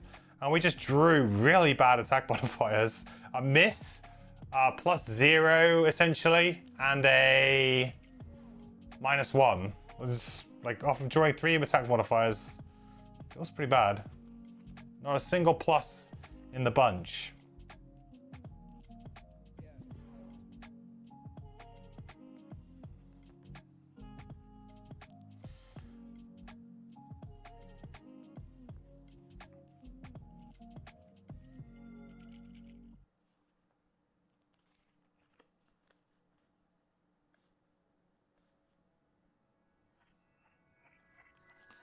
Yeah, maybe I can, like... I'm kind of really worried here about my... I'm really, really worried here about my Hive. I think I might have to reassemble. And then just, like, reconstructive aid. I think it's probably better to just get out of there. We're on 6 health. We're going to get absolutely destroyed. If I reassemble, then I basically get out of there nice and cleanly. I could use Faceless Entity to just get out of there and get an attack in the same kind of breadth. But I think I need to move 2 bottom for that to get in on the next turn. I really hope 27's good enough. It might not be. There is an eel there, but hopefully the eel will attack the pyro. What is the objective? So the objective in this scenario is to retrieve the ancient ice. Is it the ancient ice? Yeah.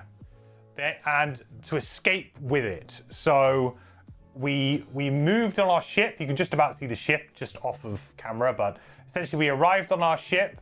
we needed to move through here. The ancient ice is the ice pillar. So once the ice pillar is destroyed, we have retrieved the ancient ice. In order to win the scenario, we need to get out by all of our characters being on the ship tile with no enemies on the ship. If we do that, then we escape. But it's fair to say that probably once we get this, it's all going to kick off, and there's going to be a lot of summons because there's a lot of spawns. Sorry, there's a lot of objective markers, letter markers that I've had to put out in different places, including 2 on the ship, which you can't see. So there's going to be some monster spawning for sure.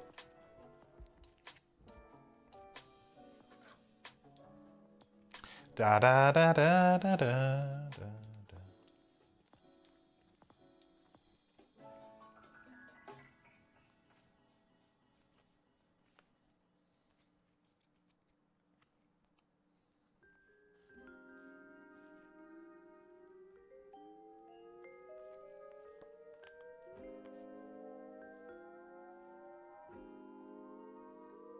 Yeah, I think maybe I drop back here and just fight these guys outside the... Maybe I just fight them kind of outside everything. And then we move in on the next turn. Just feels like everything's kind of gotten a bit too scary a bit too quickly. Yeah, let's drop back a little bit. I actually really like this turn. I think this turn's super good. I think we can probably make something good happen here. Oh, that's really nice. So we didn't get any...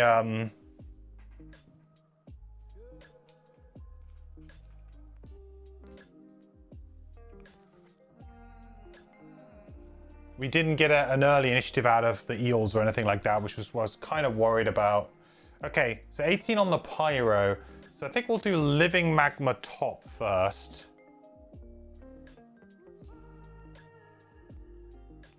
Hopefully you guys can kind of see. Wait, do I have to just do something like this? So now and at the start of your next 2 turns, perform an attack 1, target 1, enemy adjacent to hazardous terrain. So I'll attack the herder because being on is also being adjacent. So -1, so no damage, but it does wound them. Which I guess is something.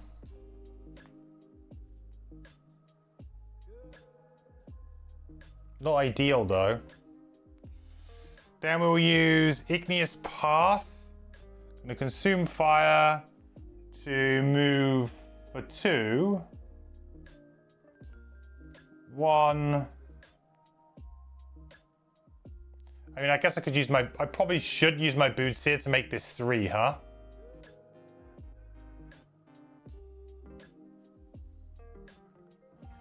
What if I was to go 1, 2, 3, like that?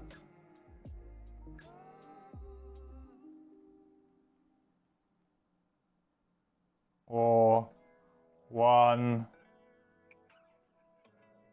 1. Where am I? I'm here, right? 1, 2, 3, maybe? Yeah, that's probably better, actually. Okay, 1, 2, 3. We'll use our crude boots to do that.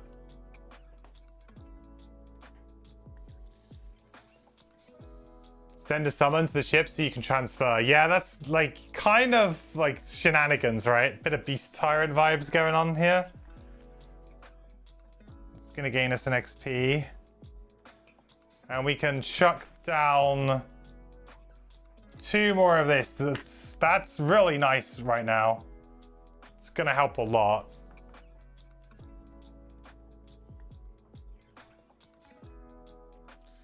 Okay.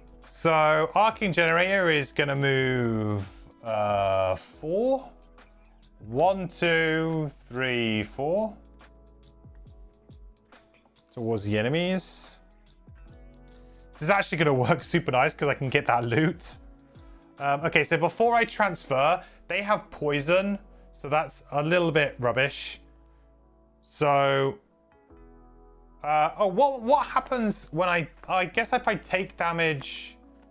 while I have regenerate, I guess if I transfer, while I have regenerate, I have to take the damage, right? So I think that's how that works. So I think I would lose the regenerate and then I would get the poison applied, which isn't ideal. I think maybe I want to transfer first, then hit the regenerate, right? That could be better, because then essentially I'll hopefully go up.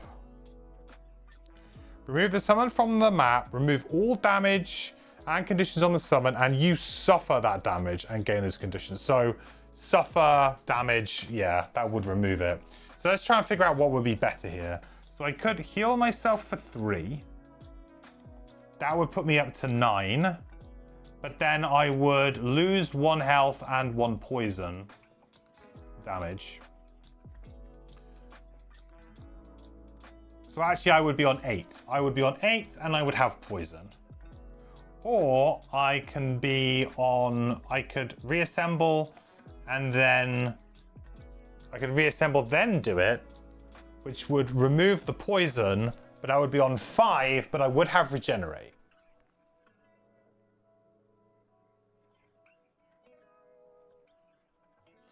So it's basically being on 8 without regenerate or 5 with regenerate. That would be 3 turns of me not taking damage in order for the regenerate to actually pay off.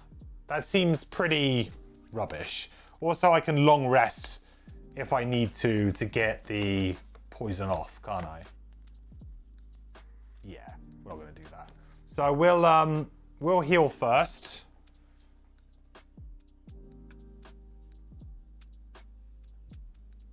We'll go up to 9 with the bottom of Reconstructive Aid. Then we'll use Reassemble. So transfer. Yep.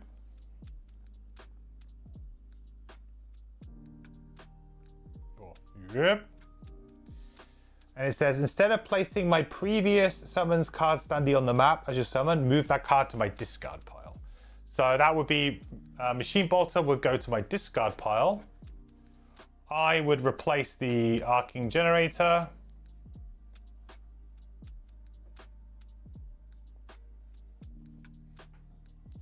That would get mowed. I would take a damage and I would suffer poison.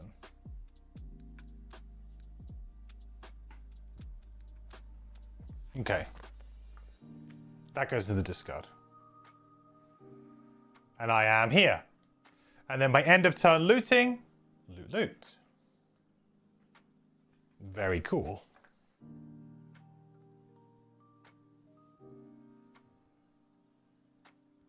Money and lumber. No, I actually need lumber for building.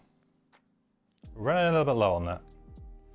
So Arc Generator is now essentially dead. Essentially. May as well be.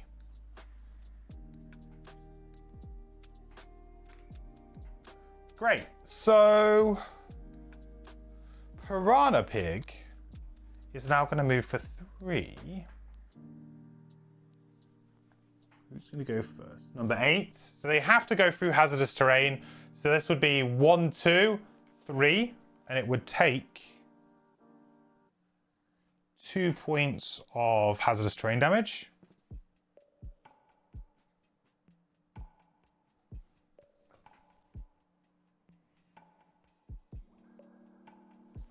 This one's going to go...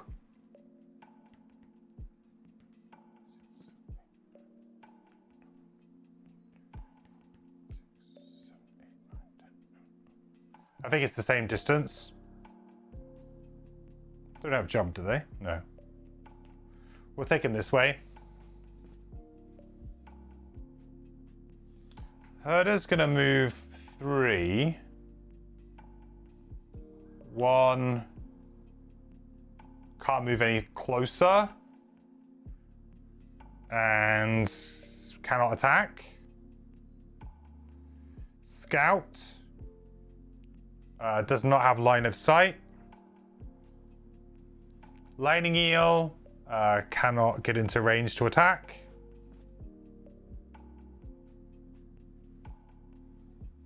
Ice Pillar, nothing happens. Okay, we managed to salvage that a little bit. We got some really bad luck, I thought, just then. Like with generally what we drew out of the hive, well, we could have had a really impactful turn. I'm quite happy that we managed to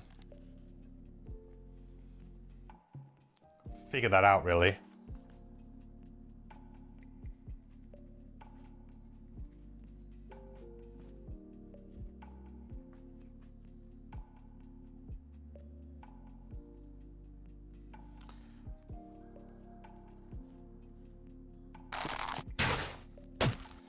Time for some deep fury, I think.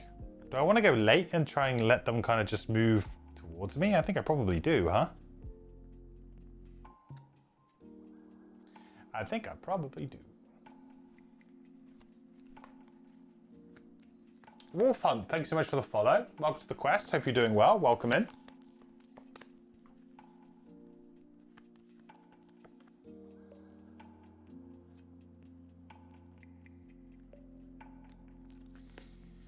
Yeah, Deep Fury seems like a really good play.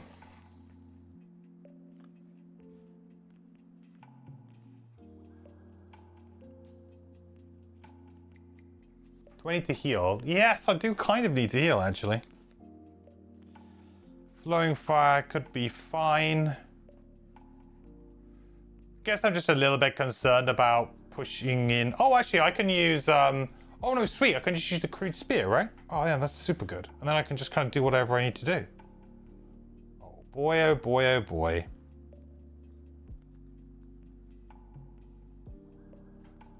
I love it. Don't forget about the crude spear. It is quite good. Oh, no, I need to decide what I'm doing on my hive first. I want to go late here. I think possibly playing the sniper turret down could be a good idea.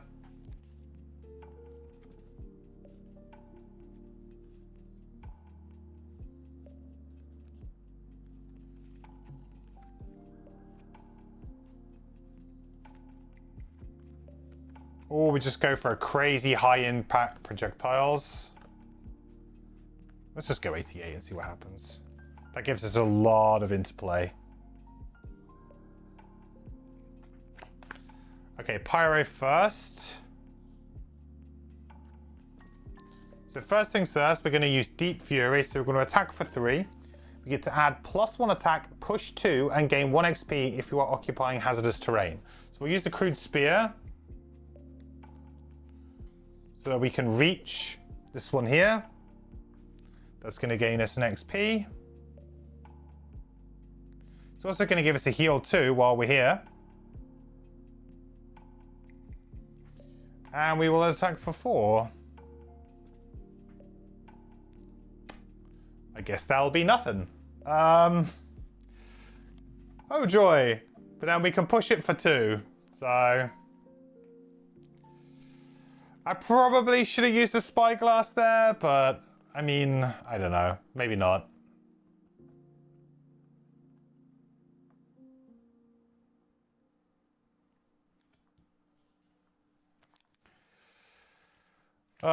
Then I was just going to use this potentially as just a move if I needed it.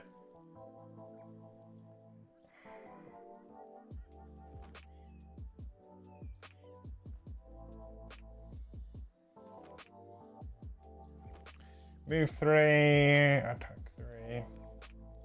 Don't think either of them can really get to me, huh? No.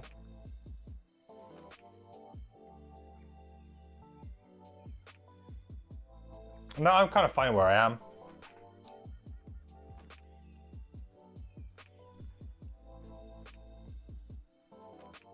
I guess I could move off of this. There's no harm in moving off of it.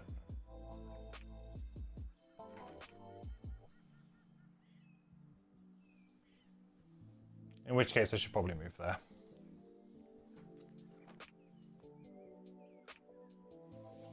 Gets dice to the wound. Bad.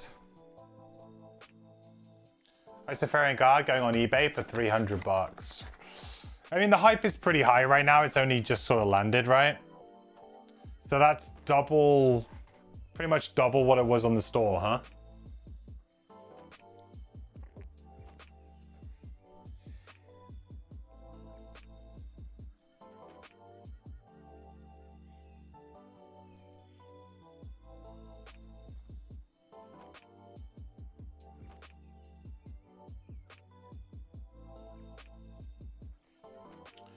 Piranha Pig. 1, 2, 3. I mean, at least he's going to keep taking more damage.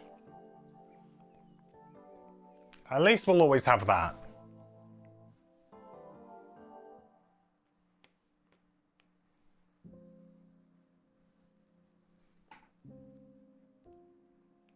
One, two, three. Still does not have line of sight or range.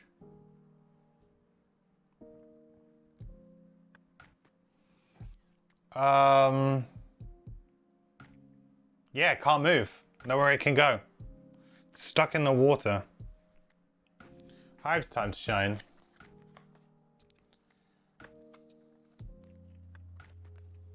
So I guess my feeling here is that if they just keep spawning like eels, do I really want to put a sniper turret down, or am I better off?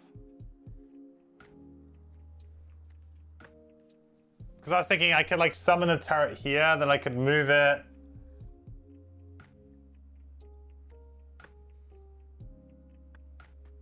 Because I can only assume that what will happen is that F, E, D, and C will spawn eels.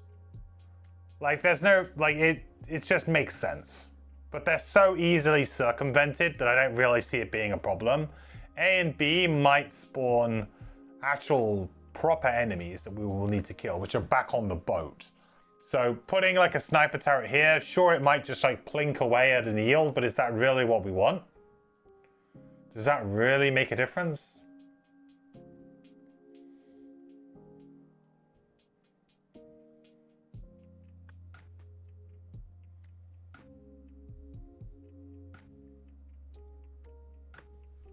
Alternatively, I just like move 2 and do a high impact projectiles, which also just doesn't seem that good. I don't think I have line of sight of... I mean, do I have line of sight of the herder, maybe? Like there, possibly. You could maybe make an argument for it. I think it's pretty tenuous, though.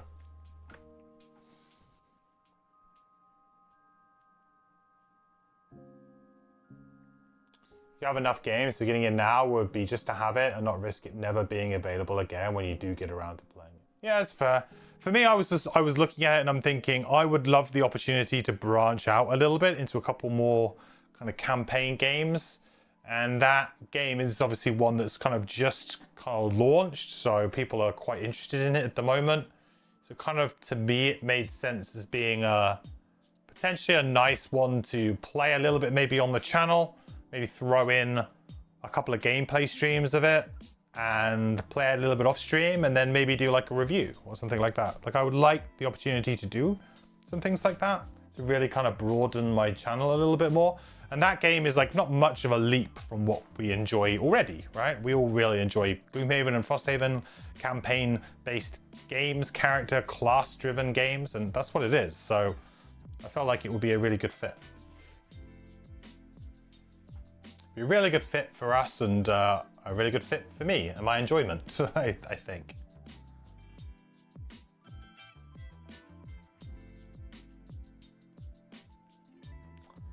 If I don't make the sniper turret though, I'm like...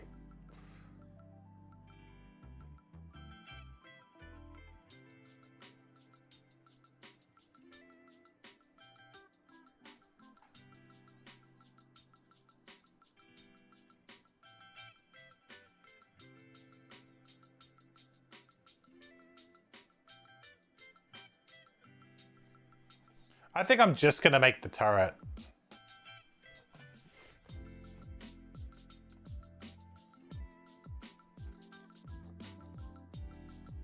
And putting it here is pretty smart. I think it can't be got by any of the eels or anything.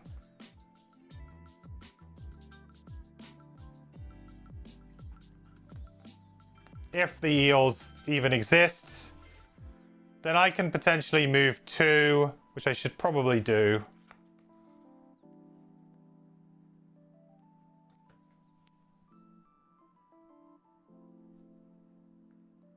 Just to get a little bit closer to the door.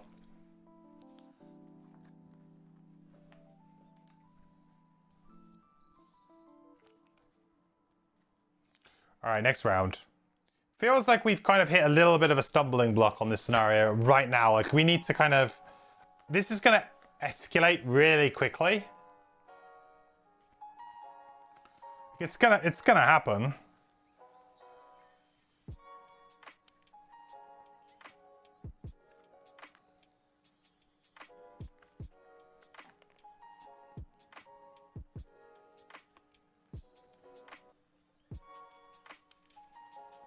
Like, I kind of want to go late, really.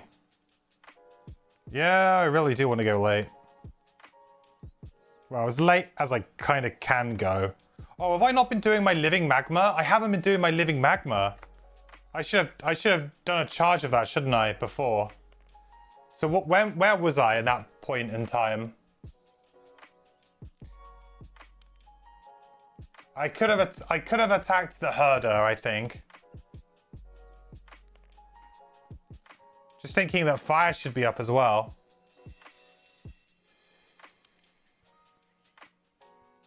Oh no. Let me just draw one, please.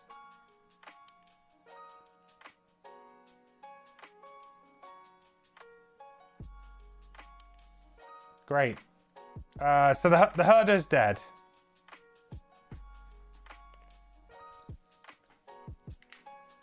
And he would have died like here.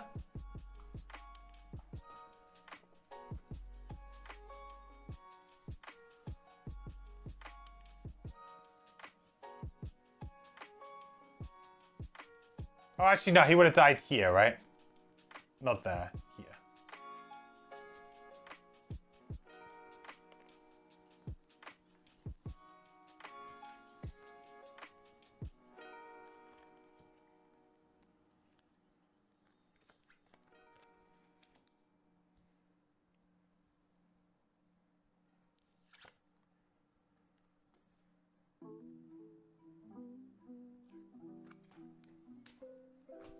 All right, piranha pigs. Nada. Scout. It's gonna move 5 here with jump.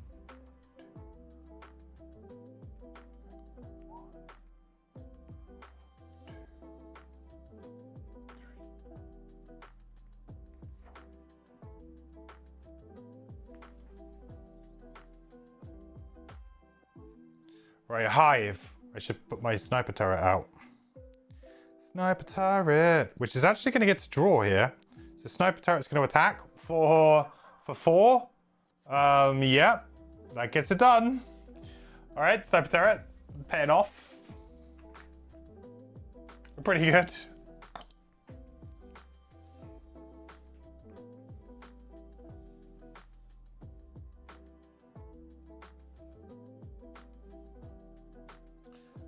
My hive go. I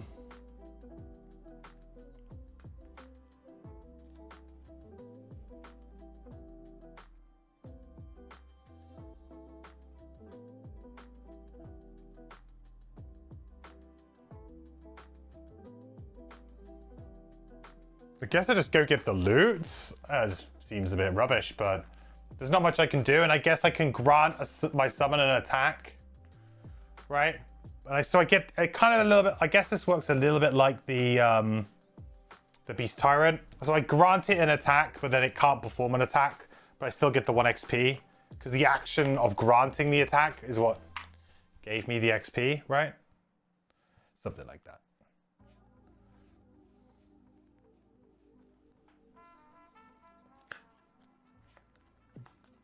So now it's like this one with all the moving parts. Can't wait for digital. All this plus playing with your teenagers. No way.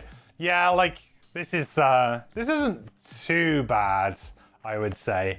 Lots of overlay tiles for sure, but I don't think it's like the worst I've seen.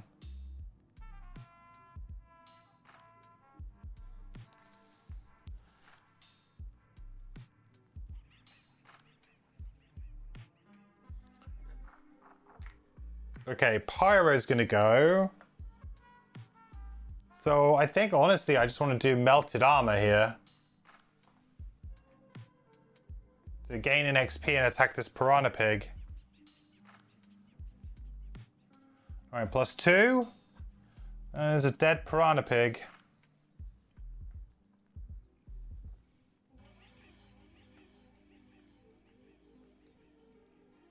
So creates fire. We get an XP. All good.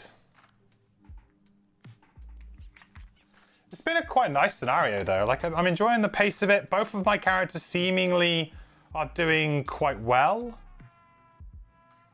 You know, there hasn't been any like major problems so far. Oh, hang on. I guess this would have triggered. Sorry, I messed up again. So this would have triggered. So actually, I can redo my turn a little bit, huh? I could actually go and get that loot, but not get the XP. Well, I would have got the XP from the melted armor. So many things to forget. Okay.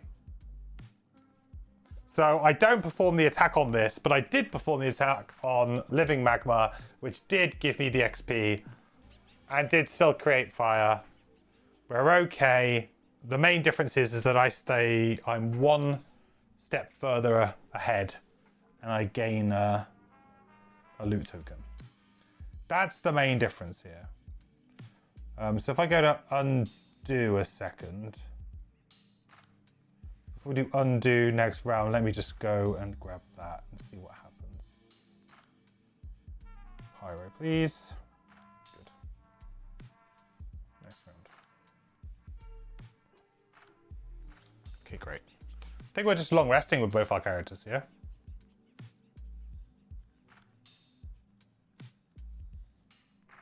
Not much that Piranha Pigs can probably do. Oh, move forward, jump. I stand corrected. 1, 2, 3, 4.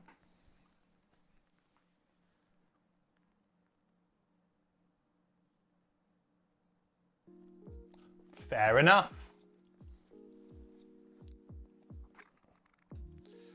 They will have disadvantage because of my cured leather armor. This is the first time I've been attacked. +1/+1? That's not fair. That's not what I bought that item for.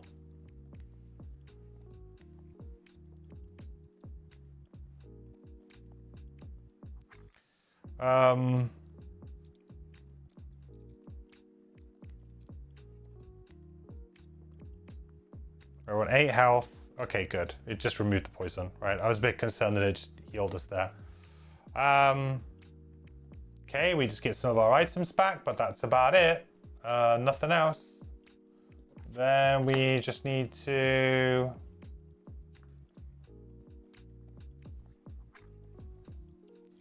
get rid of a card. So we are a little bit low on stamina here, so we have to be slightly careful.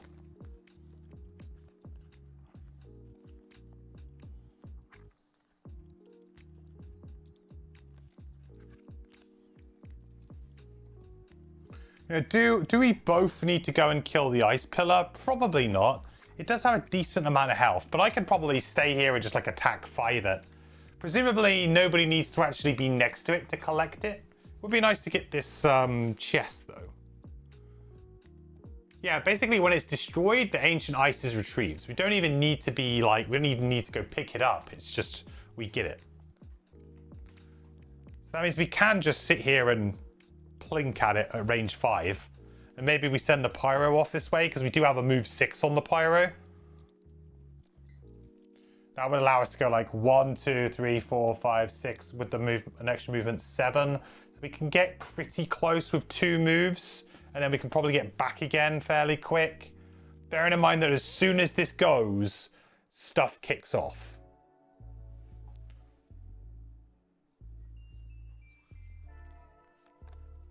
Maybe it's time to get rid of reassemble because it doesn't really do a huge amount. We got the 1 use value out of it, which is great. I don't think we need it anymore.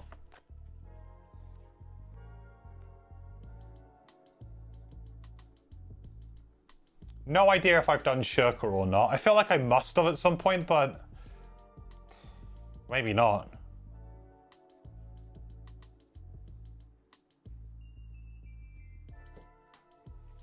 Pyro.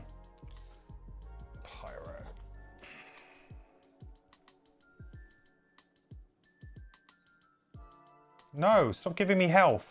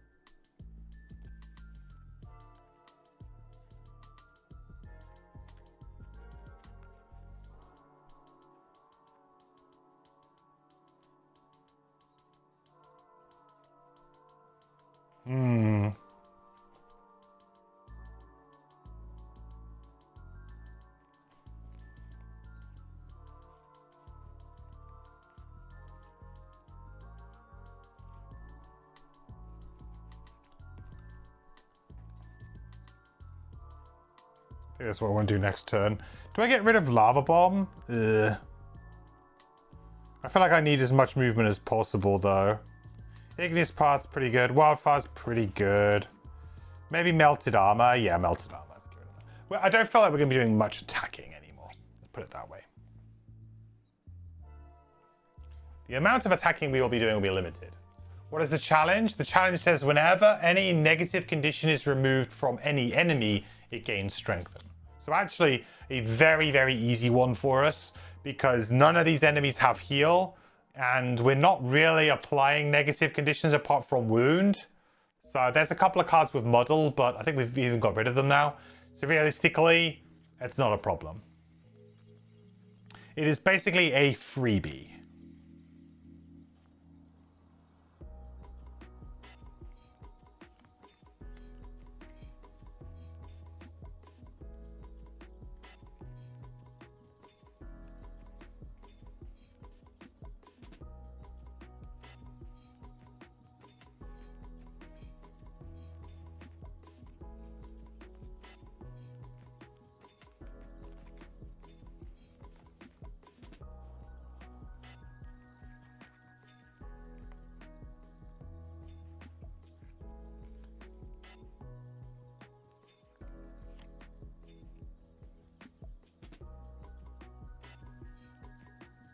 Bam, bam, bam, ba-dam, bam.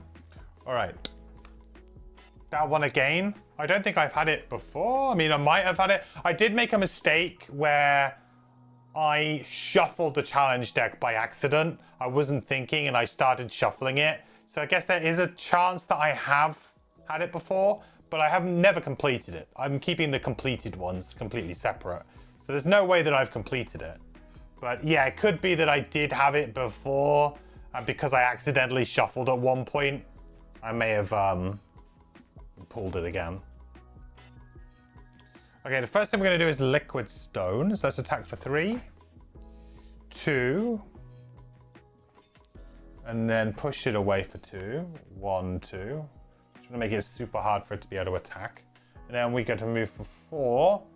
1, 2, 3, 4. So we'll jump onto this loot.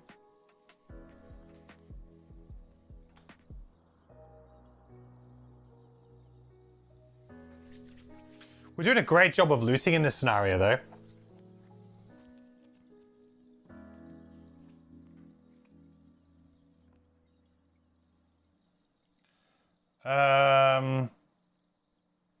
One, 2, and that's it. That's all it can do. Hive, Sniper Turret can't do anything. We are going to move for 4. Move jump. 1, 2, 3. I mean, I might as well go here and get this loot, huh? 4. We will attack. So technically, we're only able to attack for 2, unfortunately, because of Shocking Pulse. This is our mode. Gives us -1 to our attacks, so that kind of blows. So we'll attack for 2 on the Ice Pillar.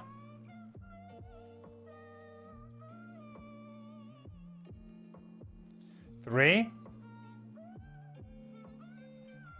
damage to the Ice Pillar. And then we get that loot. Look at that. We've now nearly cleanly looted the entire scenario. There's 1 piece of loot back in the ship, but we're going back there anyway. I really want to complete this scenario and get away with all this loot. Man, that's going to be so strong if we do that.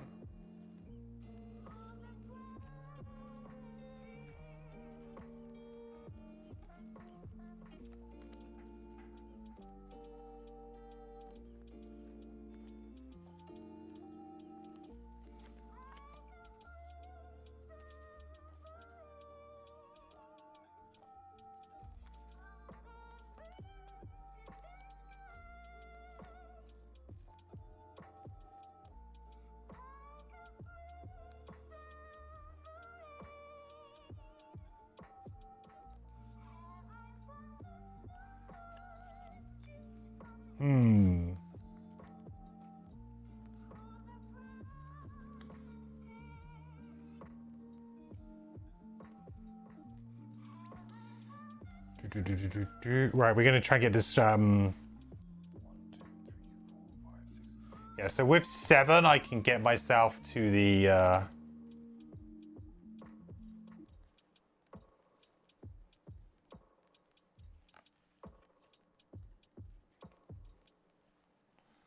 The only thing being is I can't really perform any attacks. That's the only other thing. Guess I really want to go quite late then.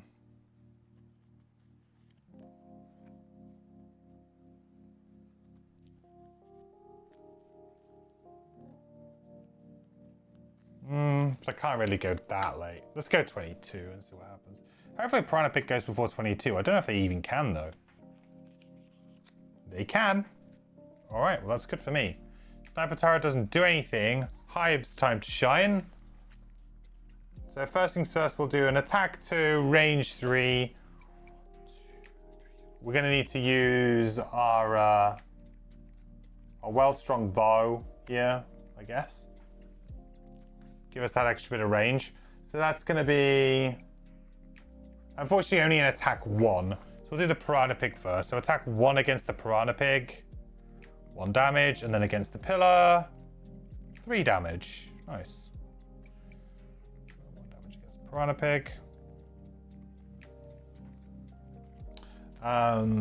That's great. Then we are just going to do a heal 3 with regenerate.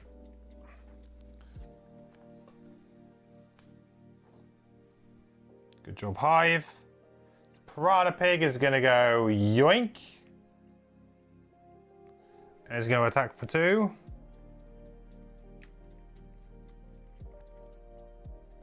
No damage.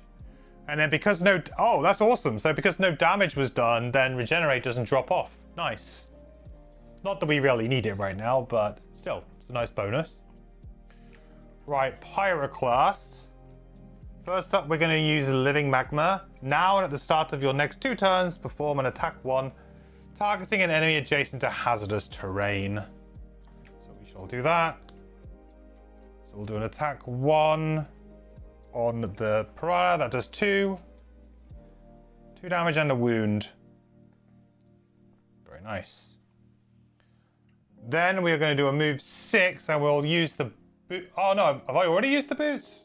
When did I use the boots? No, I must have forgot to refresh them. When did I use the boots? I only had 1 turn so far. I must have forgot to refresh the boots. Or I used them for some... Yeah, I must have forgotten to refresh the boots. There's no way they don't have boots right now. I've long rested recently. Okay, so we're going to move for 7. 7.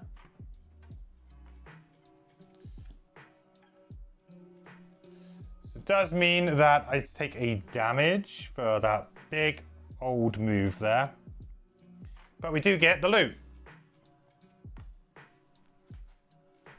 And that is chest number 15. I think we can play it on here though, right? Pyro. 15. Pyro. Random side scenario. Oh, I mean, I think I have to do a random one from my thing because I haven't done it all on the app, so I don't think it knows what I have left. So we'll have to redo that.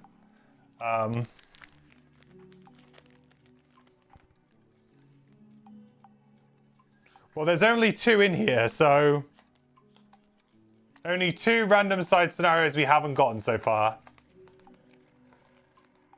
Maybe it will be Ice Cave. 26.4.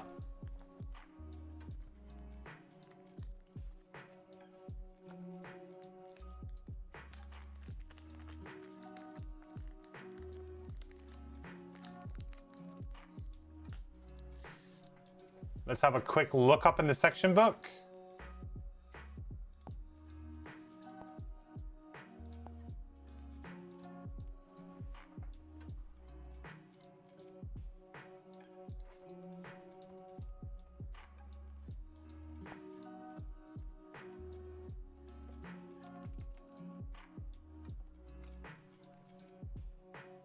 Okay.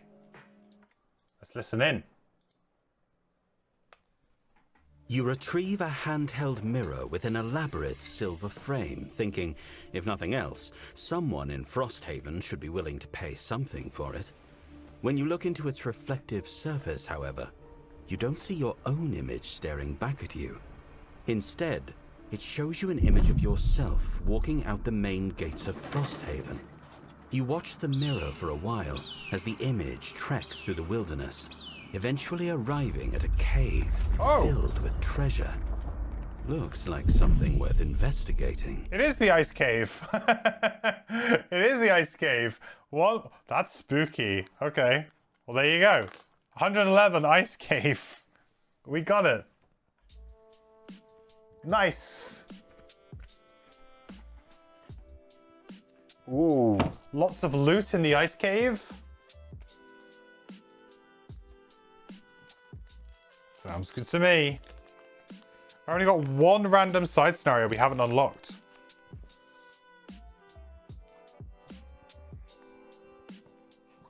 Put that there so I remember.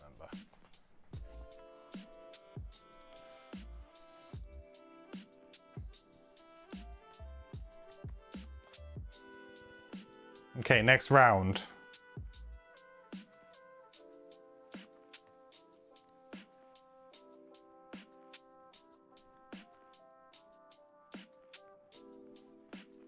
Like, what do I do? Do I just kind of, like, expect that this is all gonna work?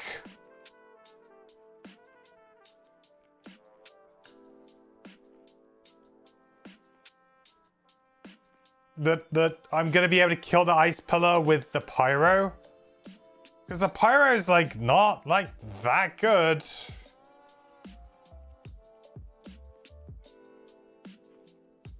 I guess we created fire though, huh?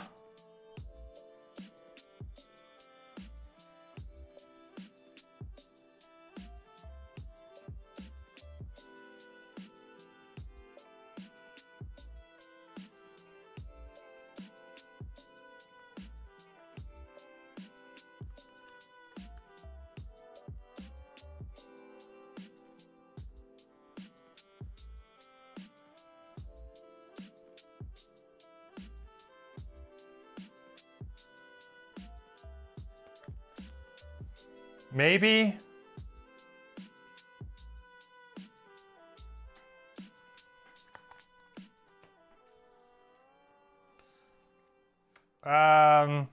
So I guess this happens now and at the start of your next 2 turns, perform an attack 1. So we may as well do this.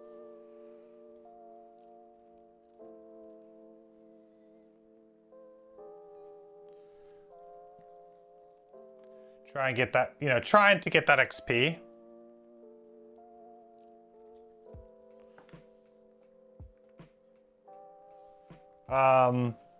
And then we're going to use Igneous Path here. We'll consume the fire to gain an XP, and we'll do like a move 2. And then I guess I can...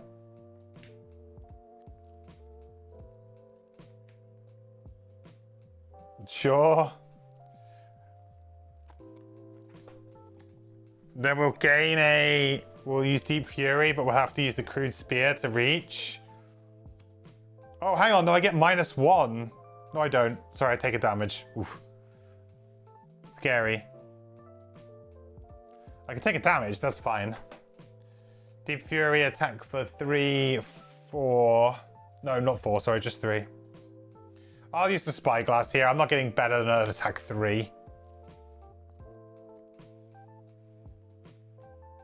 Oh, the highs and lows, chat. The highs and lows. So that's 6 damage to the pillar. That's pretty good. That's a nice accelerator there. That's going to make it much easier now to get this done. Saved me a whole turn, probably.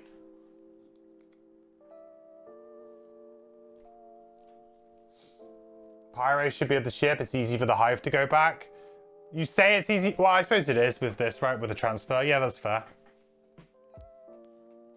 I also feel like I want to set up like turret defense system, like Matrix, just over here though, for fun. That's Pyro's turn. Yeah, he's dead anyway. So hives go.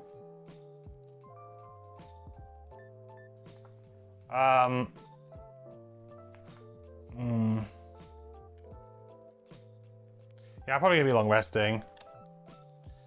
I think I'll just move 2 onto here. Then grant 2 of my summons, move 2. I'll just move this guy here. I think maybe a little bit easier to transfer into.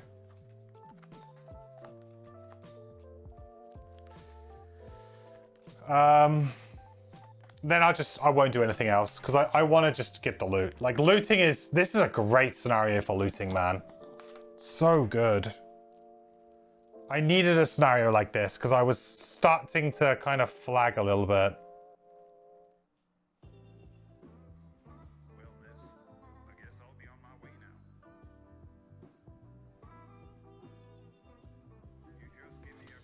Like last scenario, I got 1 piece of loot the entire scenario. That was so bad.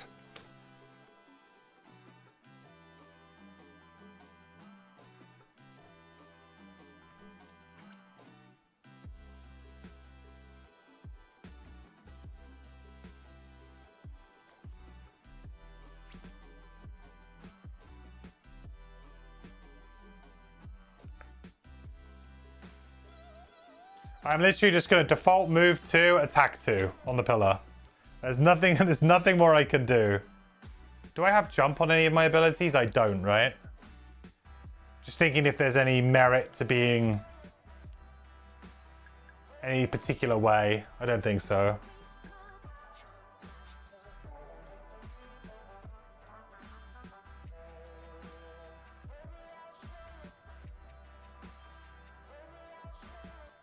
That's kind of perfect, actually, because now I can long rest, kill the ice pillar, and just run away.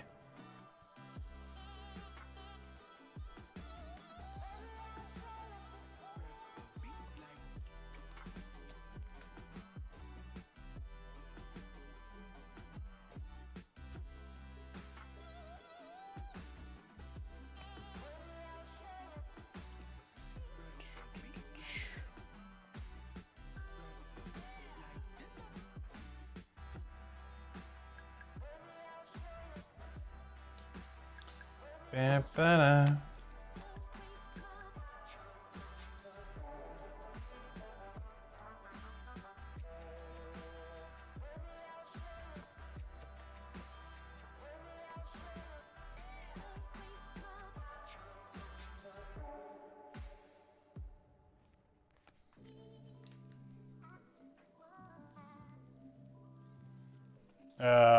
Reset all that stuff.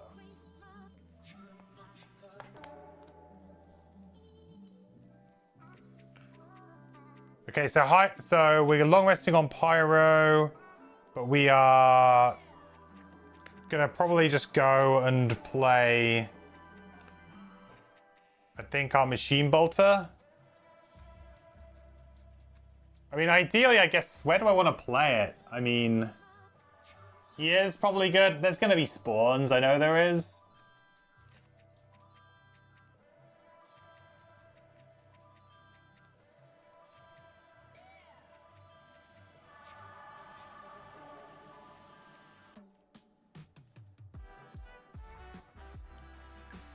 Do, do, do, do, do.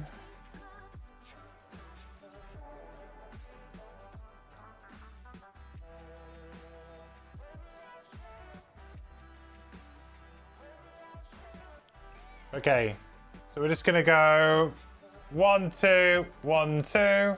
Grant one of my summons attack 1, which gives me an XP, but we don't do anything else. Simple.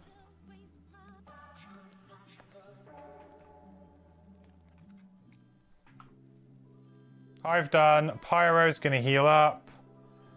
We get these things back. We need to keep that for the move. Living Magma's probably a fairly good contender to go, to be honest. Or Cooling, to be honest. Because if my aim here is just to, like, run, which is what it probably is going to be, then I feel like Cooling is Really not what I want.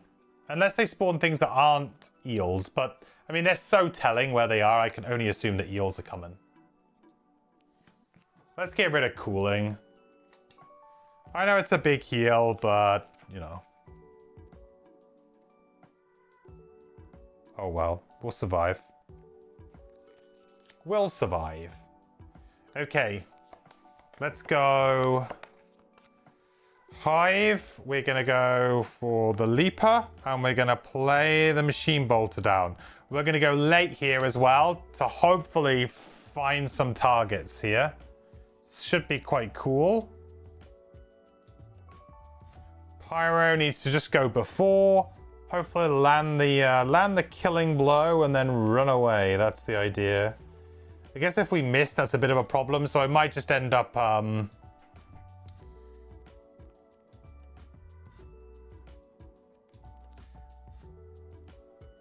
Yeah, I might just end up doing...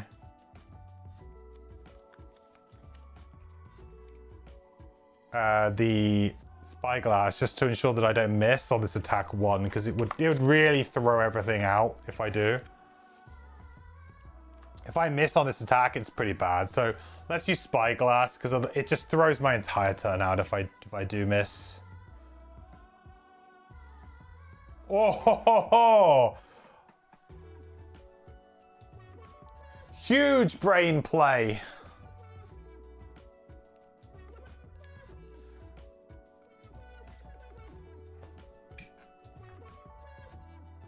Get wrecked, Ice Pillar. Whoa. Not today, RNG. Exactly, not today. Nice try, Frosthaven.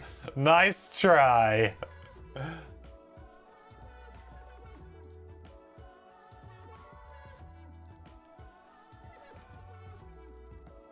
My Frosthaven sense was tingling again.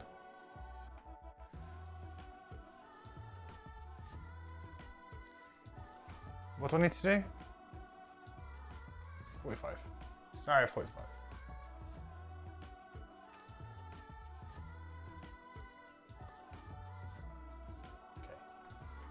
Okay. 39.2. With a piece of the Glacier now secured in your pack, there's just the small matter of getting back to the boat, and the ever-growing army of fishmen aren't going to make it easy. Okay.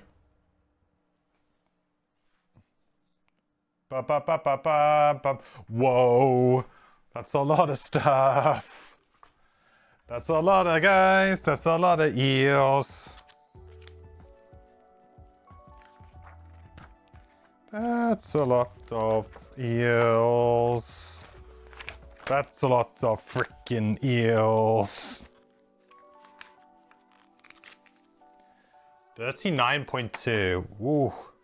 Special rules. Spawn the following monsters at the listed location based on character count. 2 characters. One elite piranha pick. Right. We're going to have to I'll probably end up moving the tiles around again a little bit. But that's going all the way this way.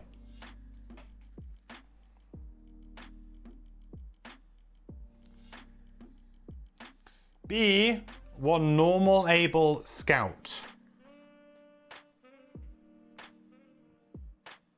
Oh, that's a herder.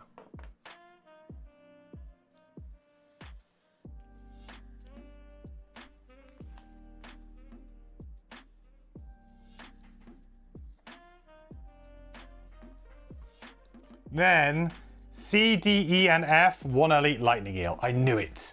I knew they would do that.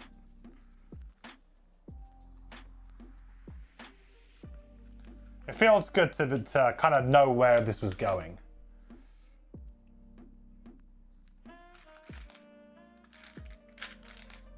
I tell you what though, is there any real reason why, I've noticed this on a couple of scenarios, is there any real reason why they need to place the markers down?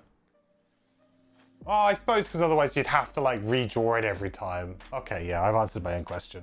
My question was why do they start with the spawn markers on, because it kind of gives you a hint that this is going to do something, right? Something's going to happen, and you can tell because of the markers already down. But I guess if they wanted to do that without the markers, they would need to find some way to write it in the book. And I guess it would be more and more space each time, because you would need to then redraw the same tile and say, hey, this is where it is. So yeah, it wouldn't be very space efficient in the book to do it that way. So I kind of answered my own question there. But it does mean that you do have a bit of an indicator. So what have we got? We've got 9, 2, 4, and 7. And they're just here, right? Boop. So once I get out of this room, I should hopefully be able to show you guys. But basically, we got 2 enemies up here. You can just about see one of them there in frame. But I will remove this shortly when we're sort of done. Okay, so we got we've done that. Was I supposed to trigger that immediately? I can't remember. I might have preemptively triggered that a little bit. It wasn't end of the round, was it? Was it end of the thing? No, it happens immediately. Yeah, it happens immediately. Okay. Good. Right, so now we can move up to 6. But of course, we do have these guys in the way.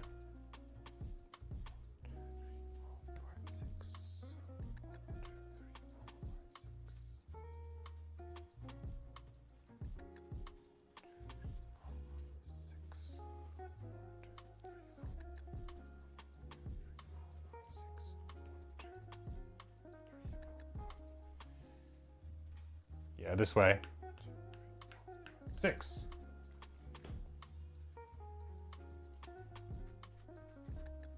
Did I not long rest? I long rested again, didn't I? Definitely don't want to make it 7.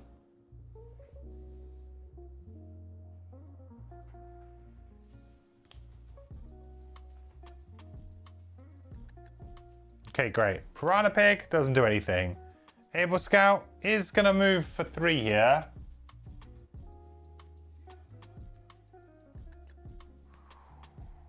Doesn't quite have range of the sniper.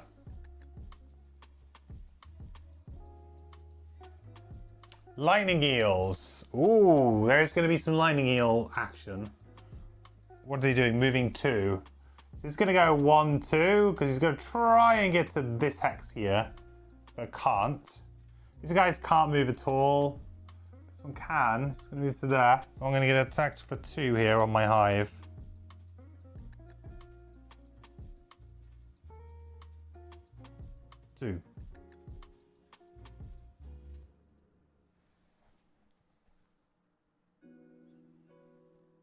Okay, hive time. So sniper turret is gonna go first. It is going to 1, 2, 3, 4. 1, 2, 3. It's gonna target this one here. It's kind of like what I was a little bit worried about. I didn't really want them to just target them, but I guess it kind of is what it is. There's 1 damage to number 7. Because they're just going to end up not doing anything except targeting them.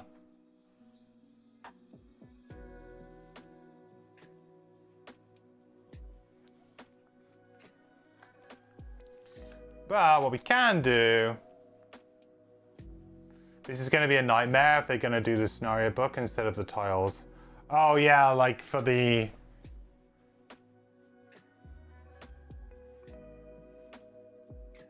What, in terms of like adding... No, I'm not quite sure what you mean. How would that be harder? Because like the geography of it doesn't really change anything. I think the idea as well with the tiles though is it gives them a little bit more freedom in certain ways. Although you can say that the book gives you freedoms in other ways. The tiles give you freedom in that you can kind of like mismatch your scenario together very quickly. But I guess the book gives you more because you can do a specialized scenario if you want, not necessarily designed around the tile sets. So you could, in theory, create a very unique scenario with a unique shaped room, for example, but you couldn't do that in this. They're always going to have some level of similarity in the makeups of the rooms. Each scenario is going to have different... Oh, yeah, you mean the artwork? The artwork side of things, yeah. Well, maybe they don't do that. Maybe they literally just use the art from this. I don't know. Okay, so we're going to do move, forward, jump. 1, 2, 3, 4.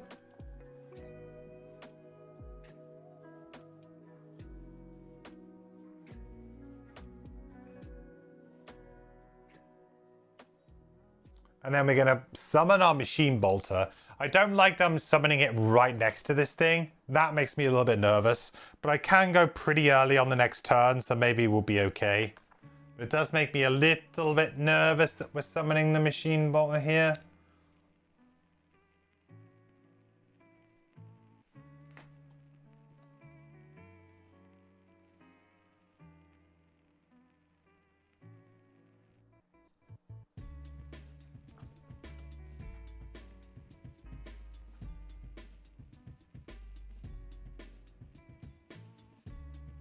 Okay. That's how it's go. Next round. So what I ideally want to do is I'll probably shift the board in a minute. When I can. 5 or 6 books. It could well be 5 or 6 books back here. I feel like...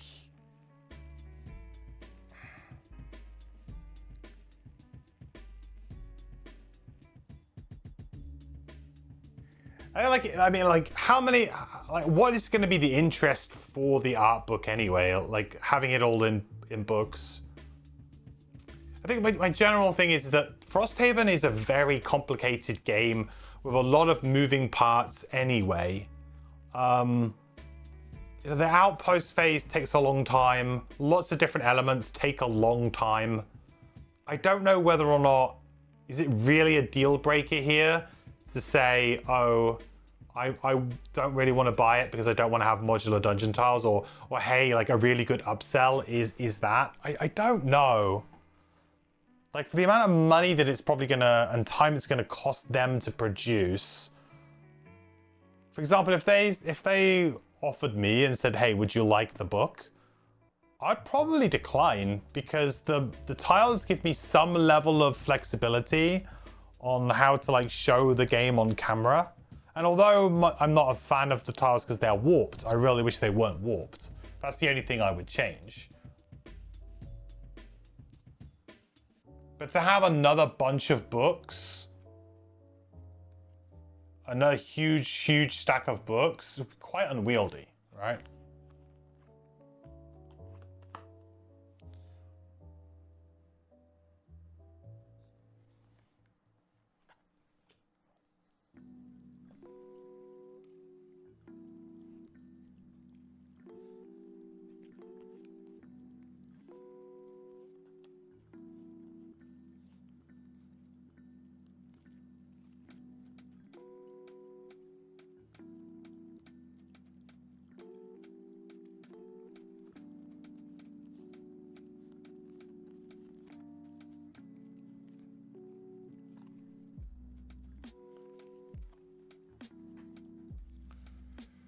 Do.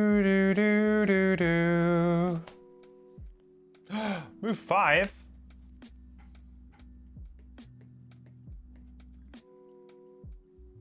It's getting close.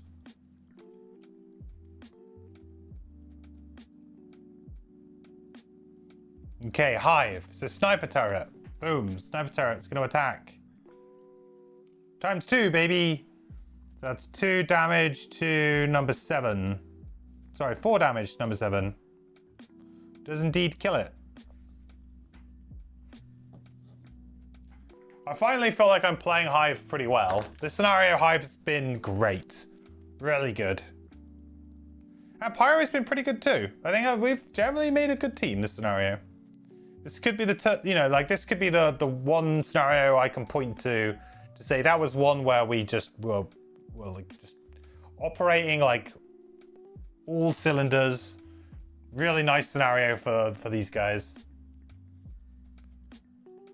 Right, so we're going to attack the, I guess with disadvantage. Kind of sucks, but yeah, disadvantage on that. So that'll be a -1. So that's 1 damage to the scout. And then just a regular attack against the elite.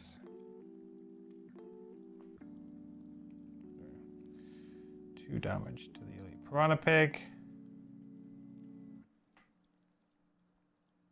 So that's the machine bolter done. Okay, great. So now the hive's turn. Honestly, I'm just gonna move to long range missile. 2. And then we'll attack the scout here, and we'll, I guess, ideally, we will get the kill here. I could use the Plague Flask here to try and ensure it. Yeah, let's use the Plague Flask to just poison it, just in case I draw a -1. Oh, actually, I have to, because I've actually got -1 to attack anyway. Yeah, so I definitely have to.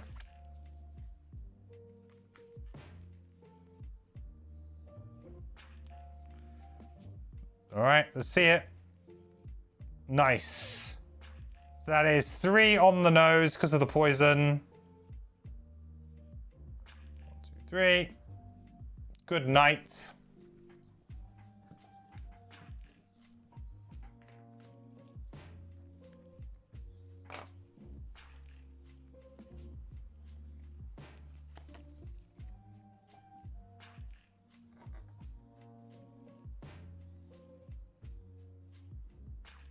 Right, Pyro. Man, why are they going so... I honestly thought that they weren't going to go that early. Well, that late, I guess. All right, well... I can't not go for it. I guess I have my boots now, though, huh? So I can kind of sneakily try and avoid some damage.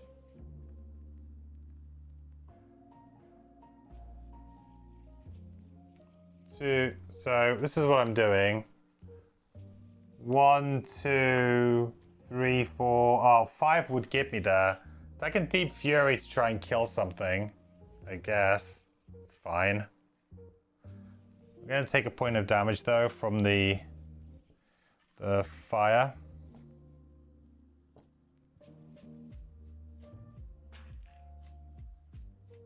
I guess I get to heal, too. That's not that bad. I get an XP, and I've probably got a good chance of killing something. Sure. Let's go for it. It's only a move 2 on those guys, too. Alright, we'll go 1, 2, 3, 4, boots, 5. Wound this guy.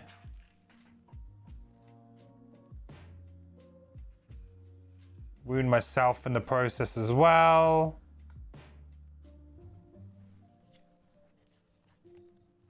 However, we are now doing Deep Fury, so attack for 3, add +1 and push 2 and gain 1 if you are occupying hazardous terrain, which I am. So we'll attack for 4. Don't have the spyglass though. That'll be 3 damage. I mean, we can push, but it doesn't really make a difference. But we do get to heal for 2, which is kind of nice. Gets rid of that wound straight away. Means that we're not going to take excessive amounts of damage.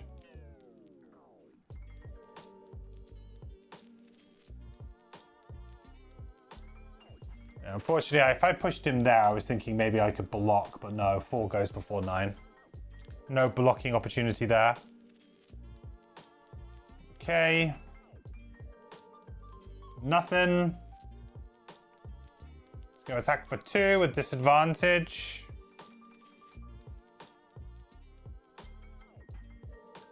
There's 1. With another disadvantage.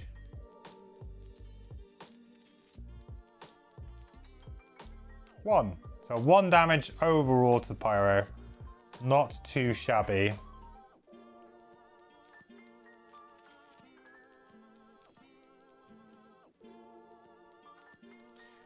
I'm sure, like, this isn't like they should spawn every round, right? Just feels like it's a bit easy. This scenario just feels like it's been a little bit easy. Hey, Justin. What's going on? I am doing great. How are you?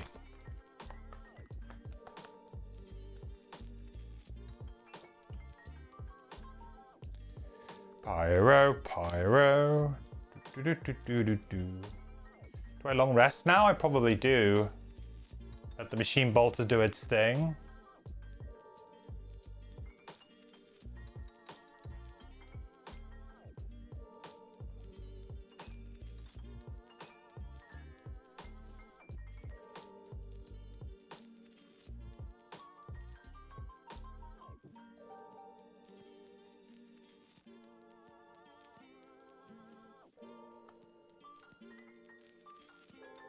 I think I can definitely get some more loot here. Like, easily. And I should get Shirker here as well. So let's use Living Magma. And we'll attack number 9 here for 1. And this is purely just to get Shirker done. Oh my god, I don't get it. I actually don't get it. Jesus. Okay. How is this possible? Farm the loots? Yeah, we definitely need to stock up a little bit, so we'll do a little bit of that. I don't want to do too much though, because I don't want to stretch the episode out too long. Would be nice to get a Outpost event in and done and dusted pretty quick. Great, and then I was just moving for 4 really, just get out of the way. I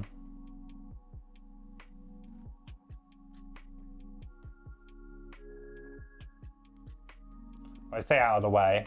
This guy will come here, which is kind of good actually.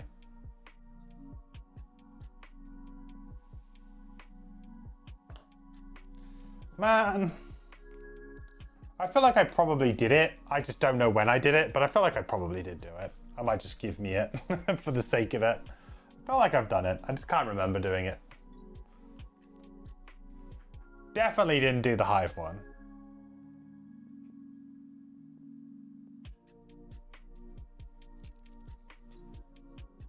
Okay. I'm gonna attack for 4 here. Ugh. It's not so nice.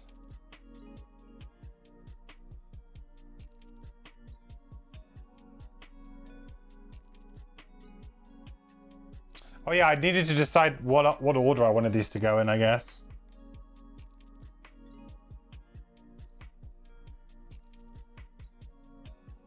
Well, I wouldn't have had them go before them.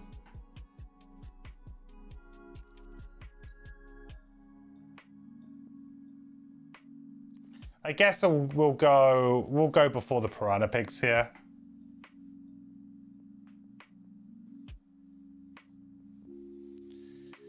So first up, the sniper turret is going to attack that guy there. +1, so it's 3 damage to number 2.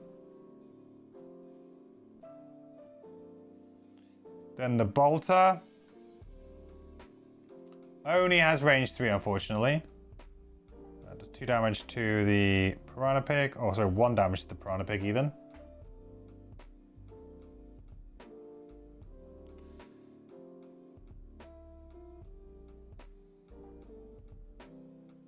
Heal up.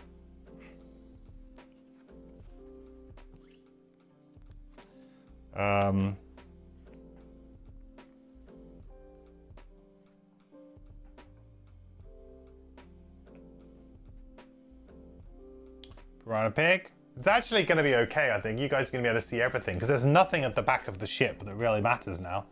So if we stack all the loot here, I actually don't need to move any of the tiles, which is great. 2.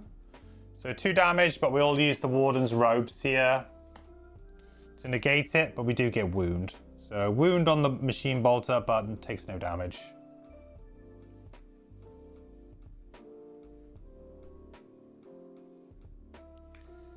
Right, Hive is now done. Piranha Pig is done. Next round.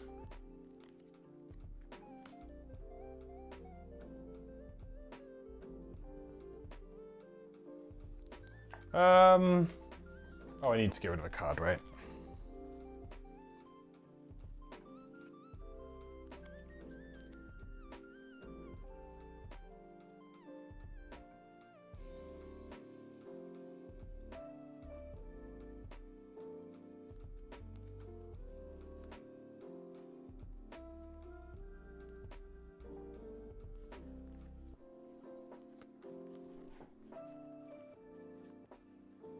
I mean, I can exhaust, right?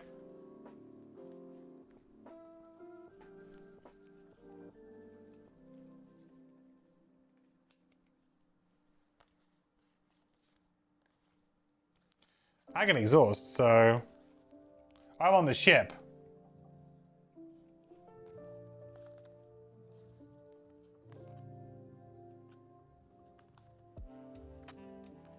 I'll do what I want. I'm just going to gain a ridiculous amount of XP on the Hive.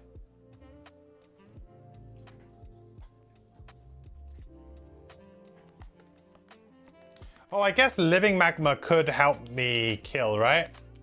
Living Magma could help me kill this while I'm adjacent to that. So maybe I long rest here on the Pyro. No, I'm on 3 health. I probably can't afford to long rest. Just thinking that that could be a really good way of trying to get this done. I guess I short rest and I could just burn some cards to damage, right? And then we definitely get Shurker done. I get hopefully 2 bits of loot there. So that means I will leave 2 bits of loot there. Probably be able to get all of the loot in that room. So that means we'll probably finish the scenario with a very clean run, leaving maybe 2 pieces of loot. Seems pretty damn good, if you ask me.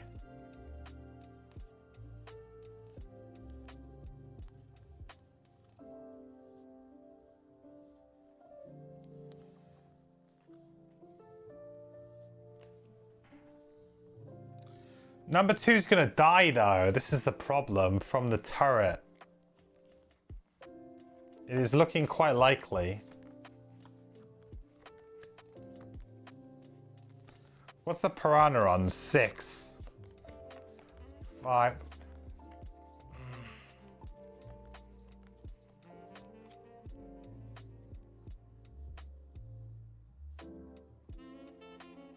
It's going to be really hard to get Living Magma to trigger.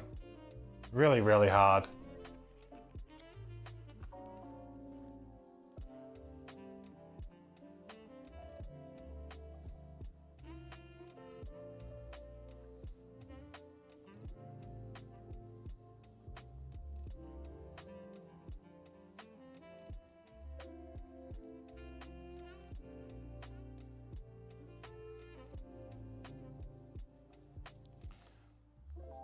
I guess I could use Igneous Path and that could get it done.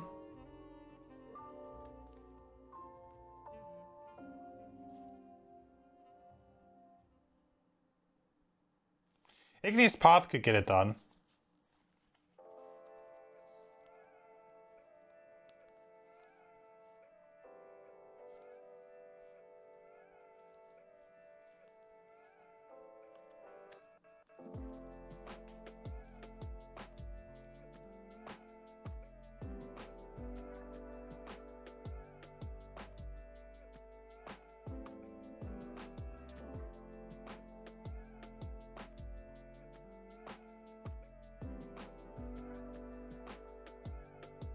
Ooh, that's not nice.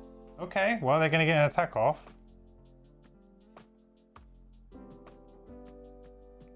Wow. You got me, Governor.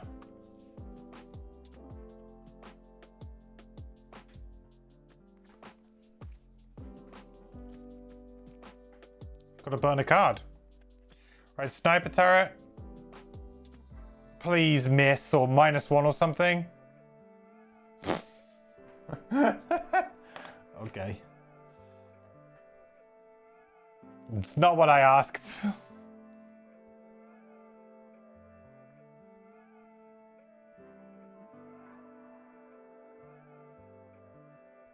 Okay, miss on the piranha.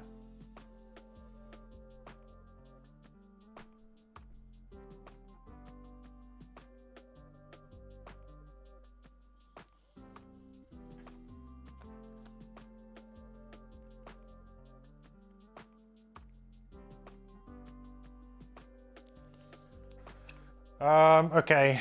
I guess I'll just use a move 2.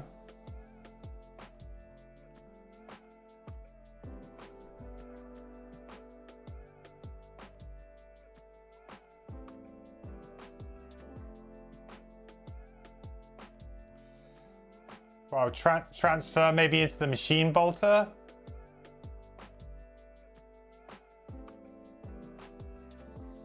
Maybe.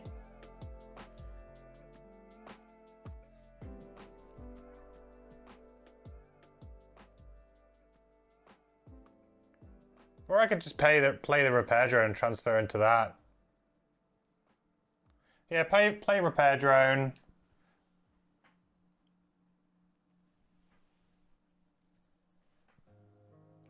Play repair drone. Gain 2 XP.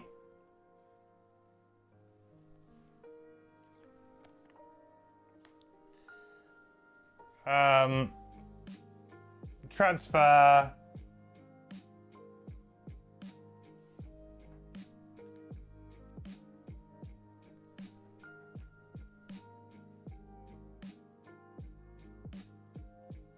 Move 2.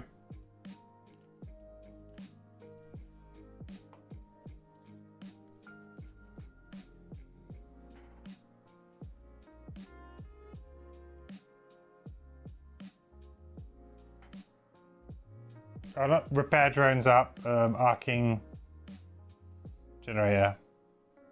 Is that enough summons for you?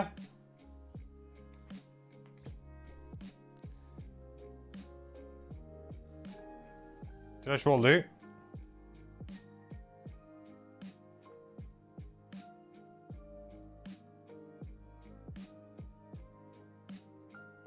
Don't think I did I?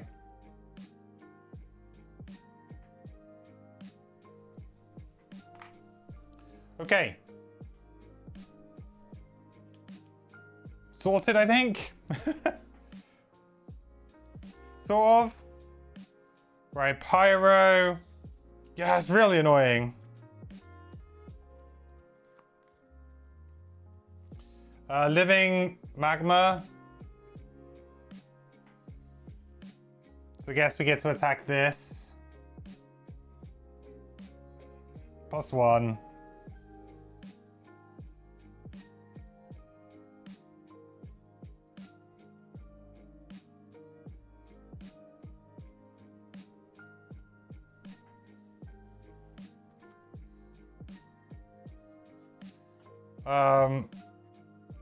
I just move here and get this loot, huh?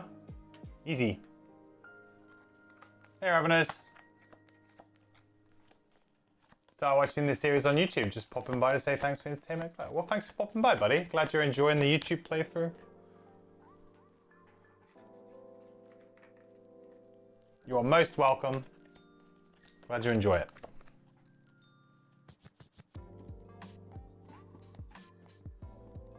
Loot, loot, loot. Gimme, gimme loot. Gimme, gimme, gimme loot. Lumber. Rock root. Nice.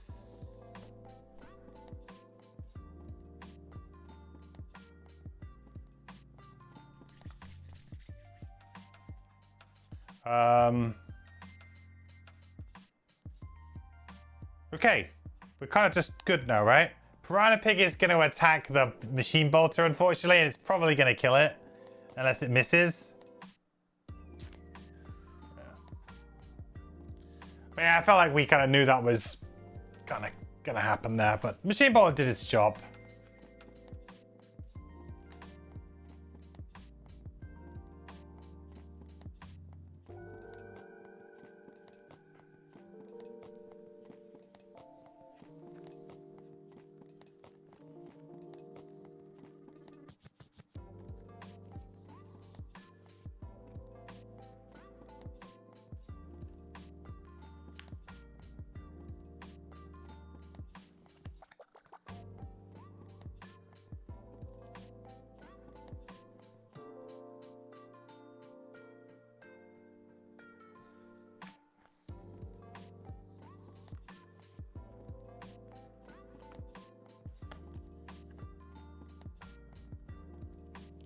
So I can kind of just run on this turn, can't I? Really, if I want to. Yeah.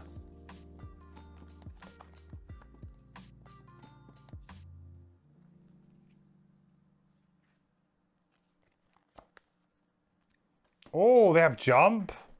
Uh-oh.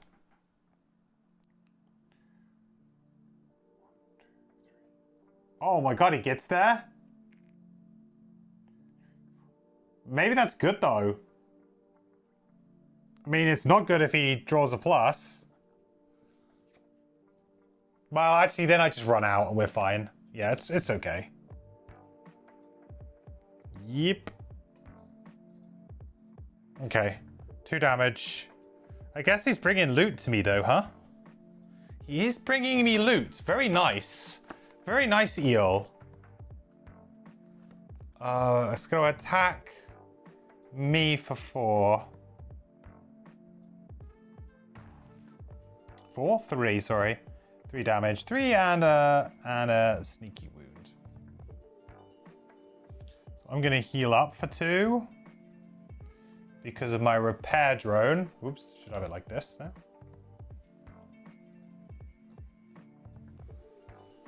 God damn, so much to think about.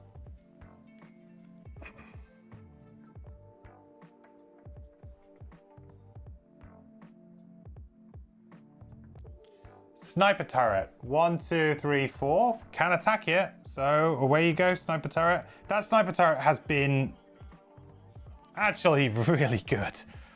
That's 3 damage. Dead. Yeah, the sniper turret's claimed many, many lives.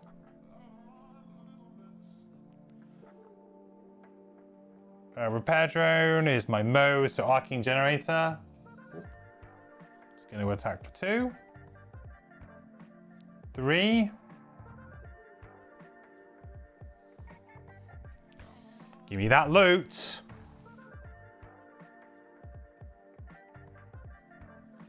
Pyro.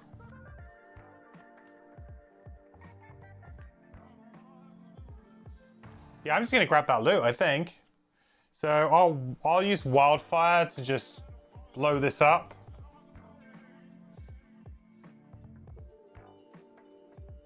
I guess this falls off, but we get 1 XP for that.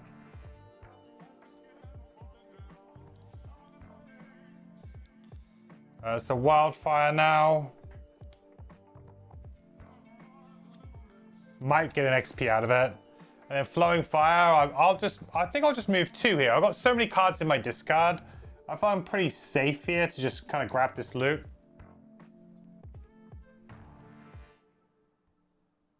Man, we have done so well with loot this scenario. It's insane.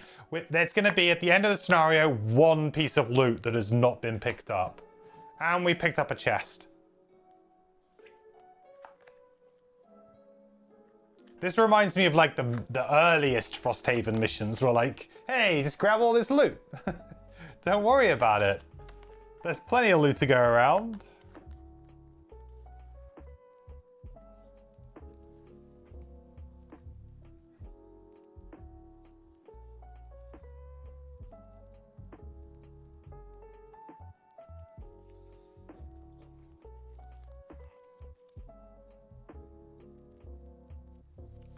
Right, we'll long rest, but we'll use the Hive's ability here to go before.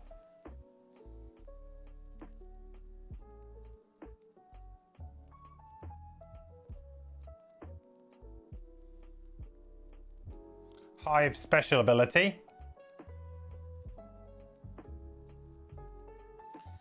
So sniper turret is can't reach, unfortunately. 1, 2, 3, 4, just a little bit. So can you increase the range of that thing? Oh my god, you can enhance it to give it 5 range? Ridiculous. You can increase the range of that to 5. That's crazy. I'm definitely doing that if I get enhancements. So it's just the arcing generator, really. 1 damage. I'll heal up for 2 because of the repair drone.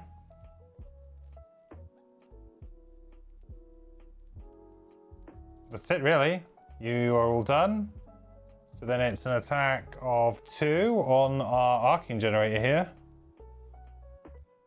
1.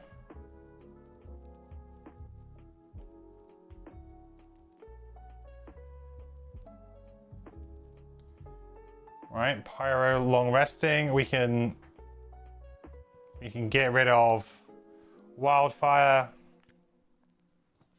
We're not going to get it because it's only the next 3 attacks. There's no way we're going to get an XP there. How do I get an XP on this character? Create earth. Well, that's not going to happen. Create fire. That might happen. To be honest, I don't feel like there's many ways for me to... Oh, I can use Igneous Path to just gain some XP, I guess.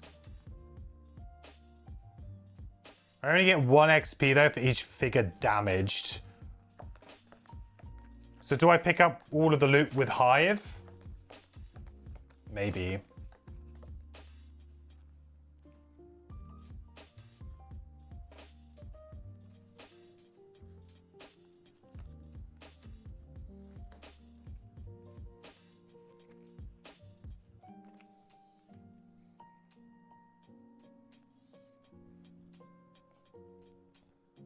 Didn't use the attractive bracelet or the wild growth seeds this scenario. Both would have been really good in certain spots, but we never really needed to use them.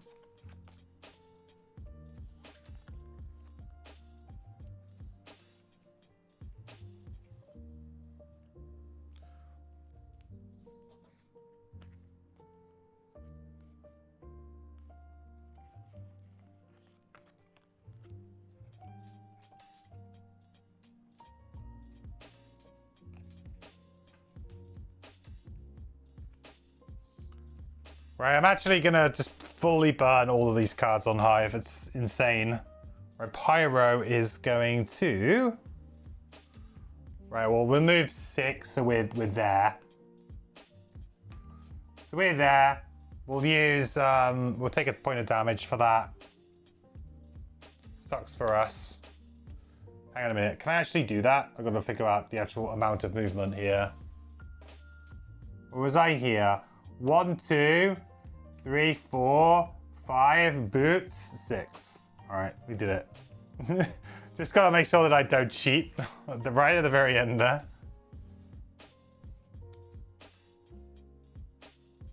And then we'll use Igneous Path, which is gonna basically just get us 1 XP, but it will do 3 damage to the Piranha Pig.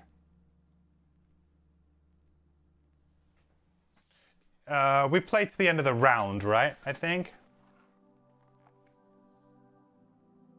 At the end of the round. Yep, at the end of the round. Very cool.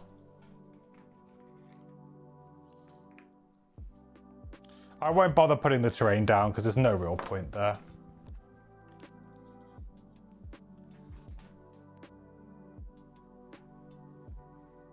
Okay, that's all done. Hive, yeah. Well done, everybody. We're going to heal for 2. If we need to heal, I don't think we do. No. All right. And literally all we're going to do is we're going to move on, get these 2 pieces of loot, and we will play another summon to gain ourselves 2 more XP. 15 XP scenario. Feels good. Feels like we're playing Music Note or something.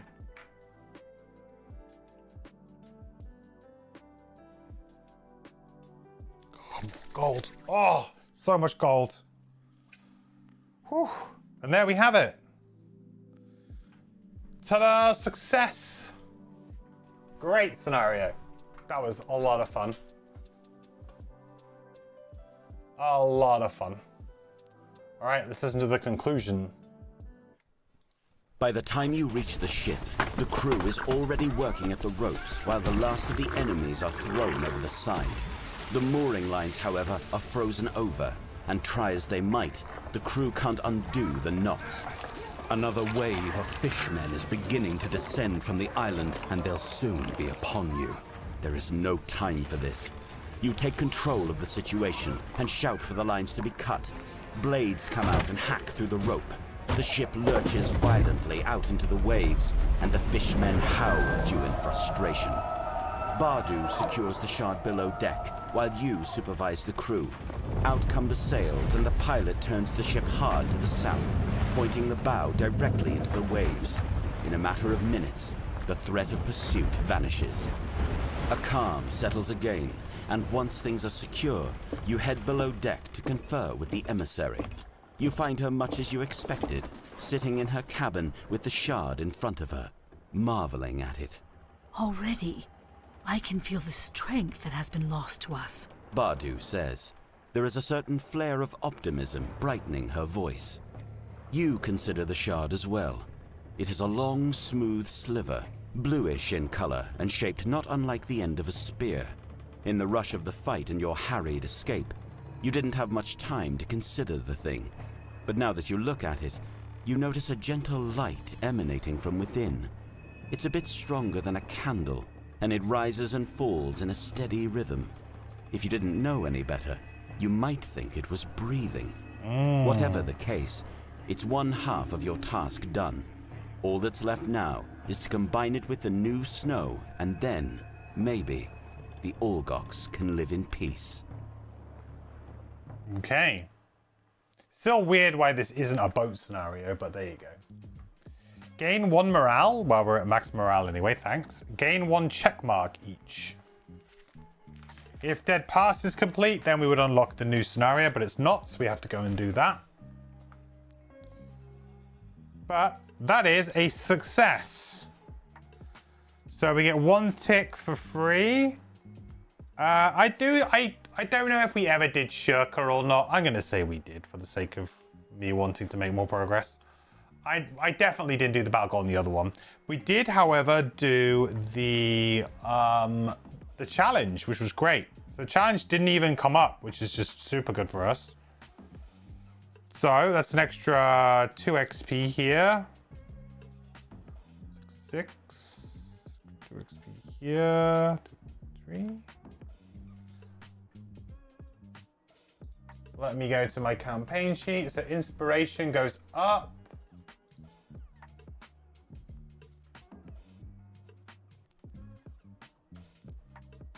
We got another check mark for our challenge. 1 more check mark for a perk on those.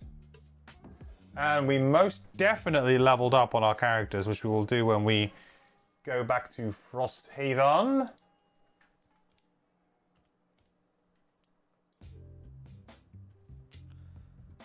That was a crazy amount of experience that I got from that scenario.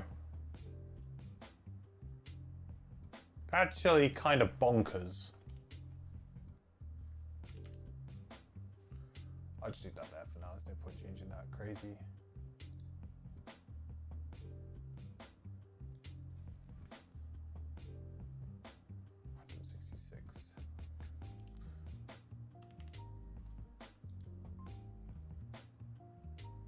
Nice.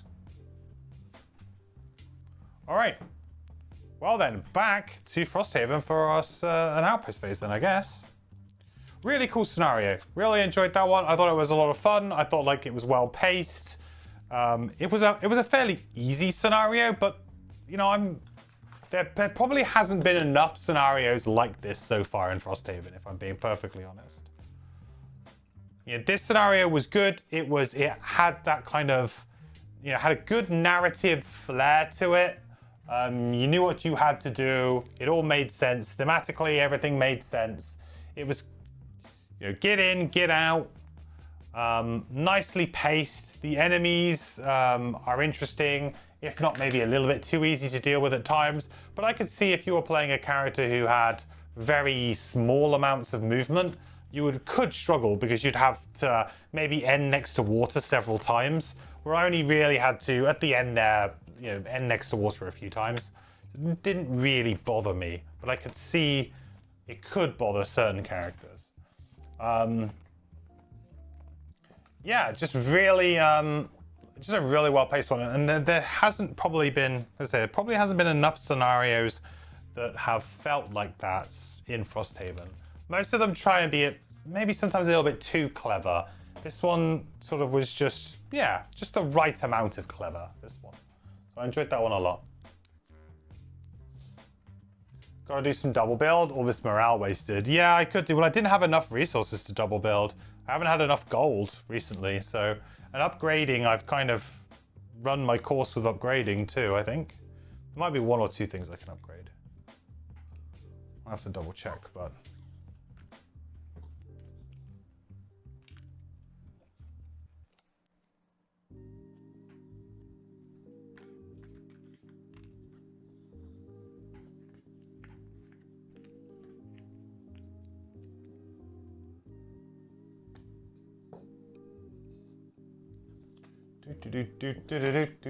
Completed challenge. Yeah. Very happy about that.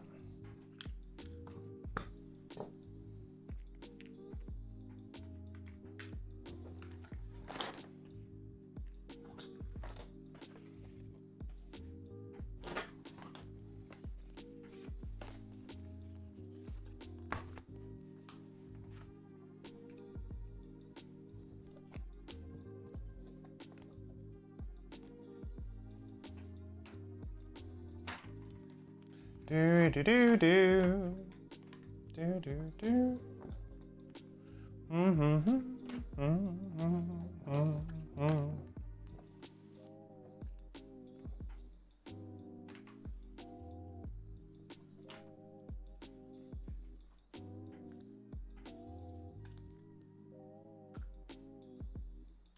No, my base.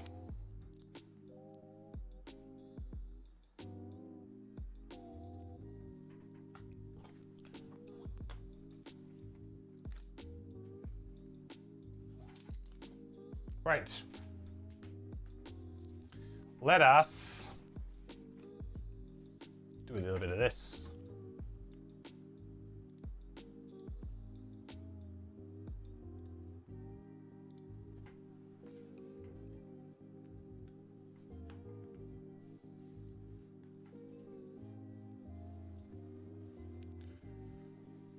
All right.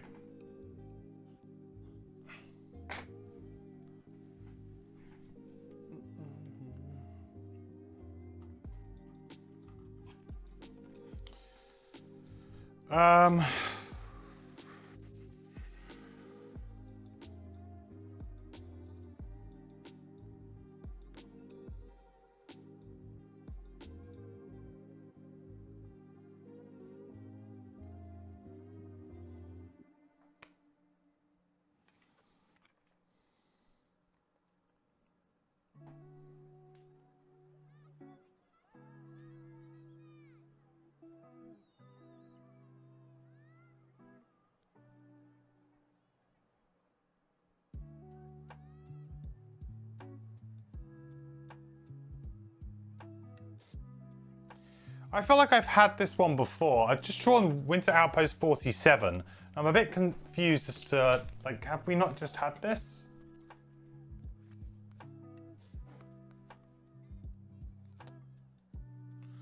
No, we have not. We had Summer Outpost 35. So, no, this is a real thing. It just reads very similar to the other one. Okay.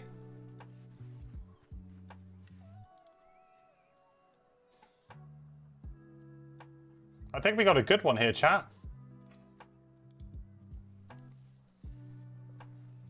47. We got ourselves a good one.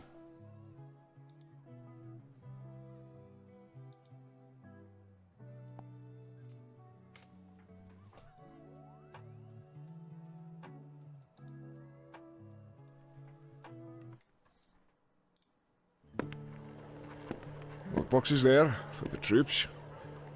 We'll renovate this whole wall. Drapes for the windows. Something nice. Polar bear hide. Captain Olmsted is doing a walkthrough of the barracks, picking out where to apply the budget he was just approved for. Well, let's get a slogan painted up on that beam. How about colder than winter, tougher than frost? Yeah. Nice and menacing. Use red paint. Make it look like it's written with a fresh kill. A guard walks in carrying a small note. He hands it over to the captain, whose eyes immediately turn bloodshot. Retroactively denied? For what? The guard, shriveling down into his armor, meekly replies. The theater troupe needs the hides for Algok's costumes. Something about a historical battle reenactment? Captain Olmsted spares none of the nearby furniture from his wrath, smashing walls and tables with his bare fists. Very angry. Don't upgrade the Quick barracks will anger. only live on in historical battle reenactments! Option A. Offer to help fund the barracks upgrades. Option B. You'd prefer to be anywhere outside of Captain Olmsted's wrath. That battle reenactment sounds fun. I think we'll fund the barracks. I think we'll just fund the barracks. I would throw this out to poll, but I feel like the poll is going to be fund the barracks, because that is, we got the goal to do it, I believe. And we can go up to, yeah, I mean, we can go up to.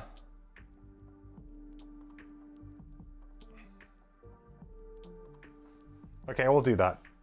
Option A.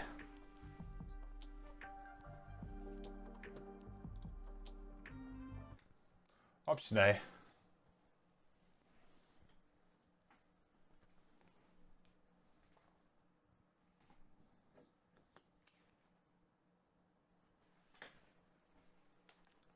Lose 10 collective gold. Captain Olmsted looks relieved and sets down the wooden chair he was about to smash. Oh, you mercenaries have saved us again. If there's anything I can ever do for you, just run it by me, Arasatha. +1 prosperity, +2 soldiers, baby.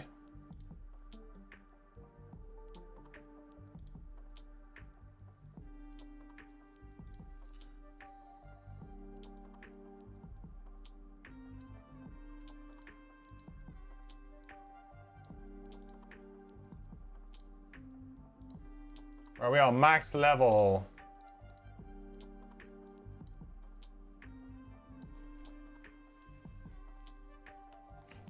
Alright, we'll make sure we do the sticker as well. So we'll keep the sticker close at hand here. Do those 2 stickers. Cool, alright, well there you go. We got level 4 barracks now.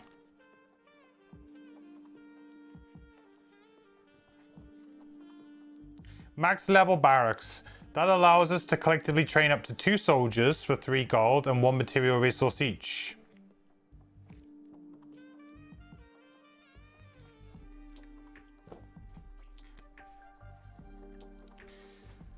It's like, I don't know how I feel about some of the systems in this game, because it feels like, oh cool, yeah, we get the barracks up, but I've been attacked like 3 times, and each time I'm like, I don't really care. The game just doesn't feel very tense in this regard. It just feels like it's more stuff to do that doesn't really add any kind of like difficulty or interesting decisions particularly. Like, oh yeah, you upgrade the barracks. Yep, I've done that. You know? It just feels kind of like a bit empty. I'm not sure if I'm a big fan of the kind of attack mechanic and the stuff that goes along with it. Just feels like, yeah, like thematically great, we're getting attacked, but it just feels like a resource drain and just not really any, like we don't draw attacks very often, or at least I haven't. Maybe I've gotten very lucky, I don't know, but even if I did, I just don't feel like they would be that scary. They're just nothing to really. It's not like playing a scenario where you're like, oh god, we really got to deal with something and like the tensions are high. This is very, very low stakes, low tension. It just feels weird when the rest of the game is often, yeah, trying to be difficult. And then this is just like a walk in the park stuff. When you get an attack 60. Yeah, but then you say, oh, I have advantage on it. You might have a couple of perks. You have other defenses. Like right now, my minimum defense that I start with, I believe, is like 30, pretty much. Like it's just like whatever. Like I start on 30, so then if you use soldier, that lowers it now by what, 25? It lowers it by 35 and gives you advantage, as well as the whole plussing, lowering. I feel like they've almost confused themselves with the way that the attacks work. Like, oh, you're minusing it from the attack value. Why couldn't I just plus it to my attack value? I don't really understand. If you get stuck in attacks, that would be much worse. Yeah, maybe, but I still feel like it's whatever. Like it's kind of like it's a very like soft part of the game where the economy does not feel tight or particularly interesting. It's just like, oh, your building got destroyed. Spend 2 resources to repair it right now. Yeah. Like there's no, like I would much rather that like when the buildings are destroyed, it actually did work like ruin for most of the time. Like how many times have I been ruined? Once? Like one time I've drawn a ruin. It just feels like maybe it's because I've got good luck and I haven't drawn a lot of the attacks and I've raced through them. And so now I've got to a point where because I didn't draw that many attacks, I have gained a really nice base and I managed to have all those resources to build that base up so that my defensive level is already high. And now I'm starting to engage with the attack mechanics. So I'm kind of like at an advantage because by not being attacked early on and having to maybe spend resources or soldiers or whatever on the attacks, I've managed to spend all of those resources instead on building the defenses and building the walls and stuff like that. So I've always managed to kind of keep myself like ready and able. I don't know. Maybe my opinion would change if I had like 3 attacks back to back from events. I don't know.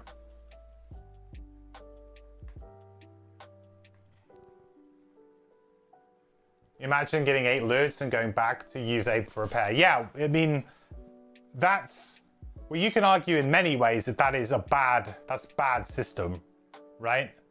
Because if a game will make you work really hard to gain that loot, but will take it away as easy as flipping a card from a deck like that, it's not, you know what I mean? The economy is wrong. It just feels like it's two different games and 2 different systems rubbing up against each other. And I don't think that they particularly work very well because, you know, gaining loot and like that scenario there, I'm like, oh my God, I really enjoyed that scenario. I had a really good time. I managed to get a bunch of loot. I'm really happy with the way I played that. You know, I'm on a high. I come back, I draw an attack event, and then I end up flipping ruin, and then like minus. So I end up having to spend all of that good resources that I had on that thing, you know? So it kind of leaves a bit of a bitter taste in your mouth that you work really hard. You maybe play a scenario for 2-3 hours. You get a bunch of loot, you come out, and then you lose it in 2 minutes because you flip a load of cards from a deck and you lose. You know what I mean? It's the economy, not to mention the fact that like the game does just give you a bunch of resources. So like that's maybe a bit harsh because the game does just give you a bunch of resources. It's not stingy. It does give you what you need, but it does. It feels like it's very soft, like so soft. Like just, oh yeah, whatever. That costs 2 resources. It's like the same thing where, you know, you may as well buy all of the resources from the crafting buildings or the lodges, right? The hunting lodge, the sawmill. You may as well always buy those resources during that step because you could always just buy an item and then sell that item for the gold value of the item. Like it's like a 1-for-1 exchange constantly. There's no repercussion there for you to be like, oh, actually, we're gonna buy that wood. Yeah, because we're gonna build. And then what if you go, oh, actually, crap, we're 1 wood short of our build. You know, you can't like, I really dislike the way that you can kind of fudge those.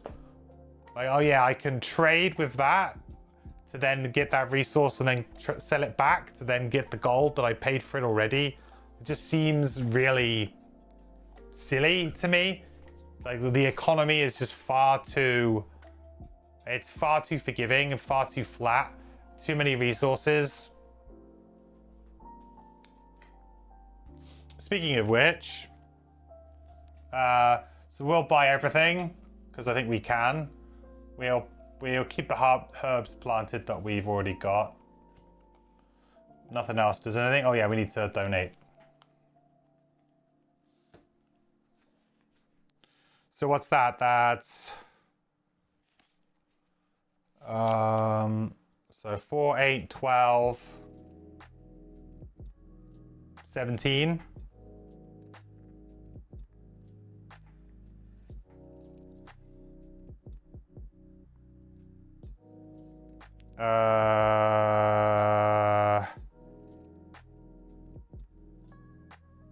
Why can't I do this math? 5, 20, 15. God, why can't I do that? No, 16.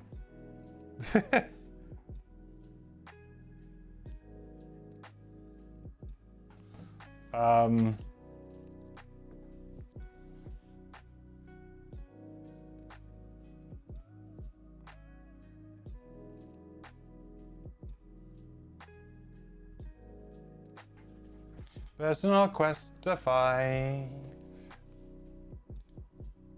Getting out with the personal quests.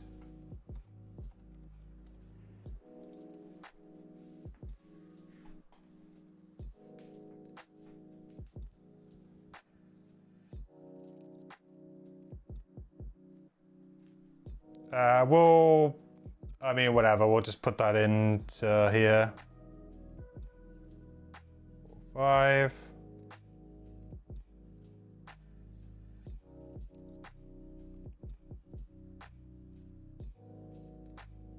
Didn't Pyra get, yeah, 1 rock root out of that scenario? Should go into my collective supply in here.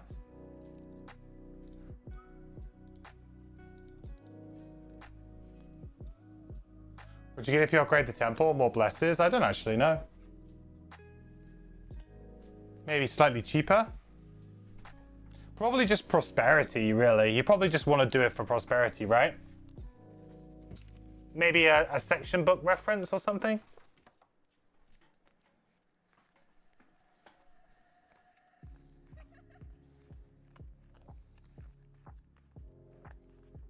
Let's have a look. So temple +3 prosperity. Wow. That's a big prosperity jump. Their max level is +5 prosperity. But you lose a morale when you do it. That's interesting. You lose a morale.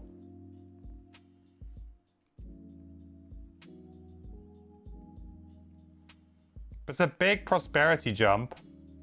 But the ability doesn't change. We could maybe consider this.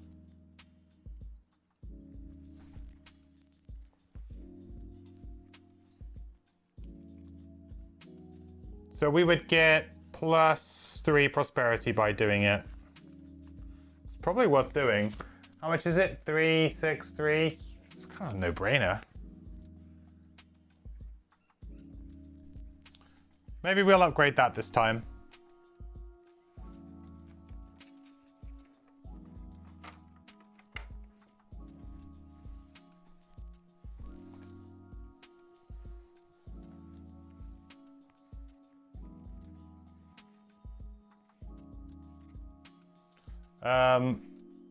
Right.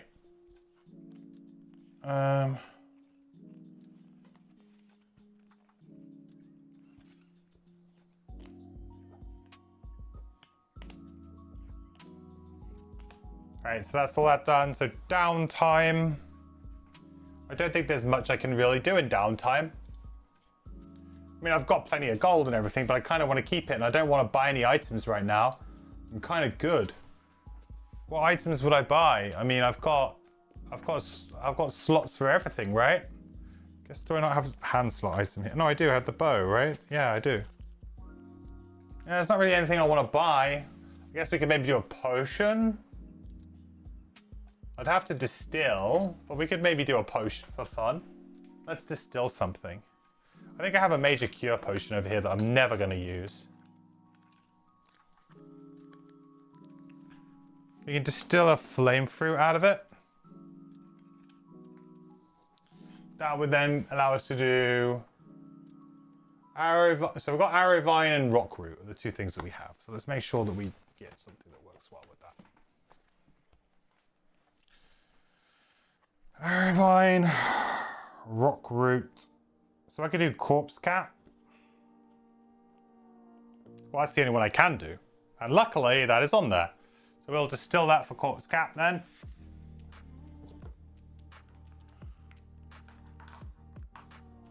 Vigor potion. Interesting. 107.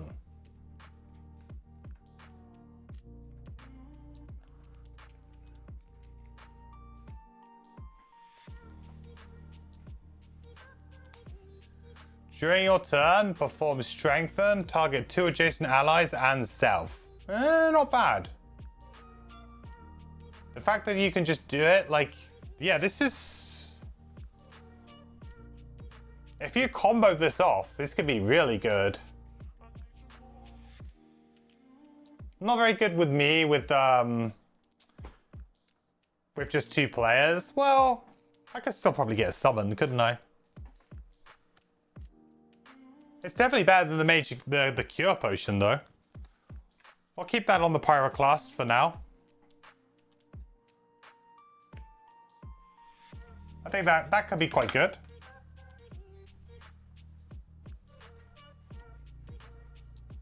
It's a bit like, was it just called Strength Potion in Gloomhaven? I think it was. Strengthening all summons. Yeah, it would be good if I did that. Yeah, I mean, I guess if I do that on the pyro, that would be okay. Because then they would... Oh, no, you could do it anytime, really. Yeah.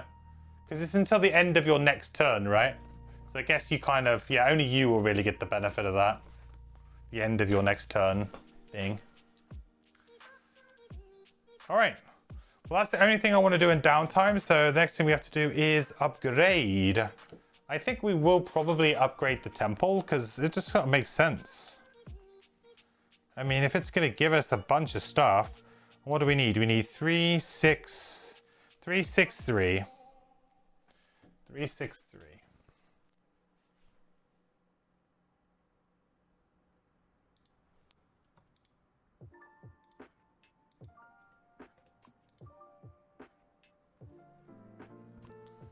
Three, 6, 3.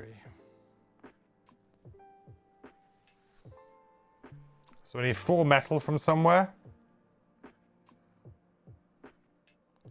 And 3 wood. There we go. It's no hammer potion. Oh, the hammer potion. Love it. All right, well, we're leveling up the temple then. Let's give us a bunch of really nice... I don't know why I put the card away. I was planning on doing it. Dope.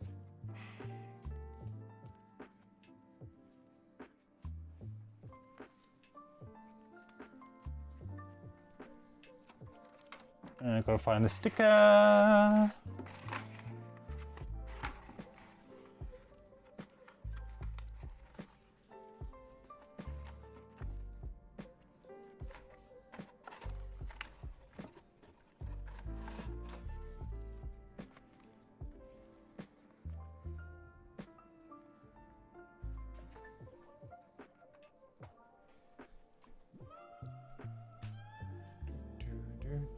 So we'll get +3 prosperity, which is really nice, actually. Definitely a great reason to do this.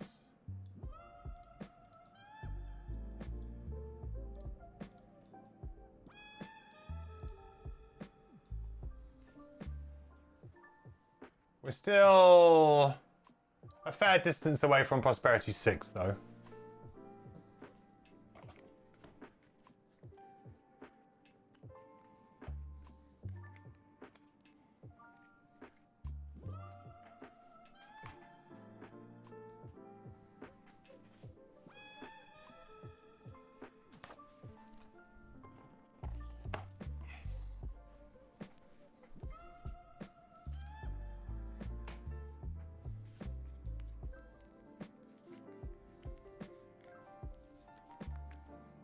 Fair Hamburg is actually legitimately good when it's good. You'll understand when I see it. I was going to say, there is absolutely got to be some combo with it. Although, you know, there's no reason for an item that is like just absolutely terrible to exist.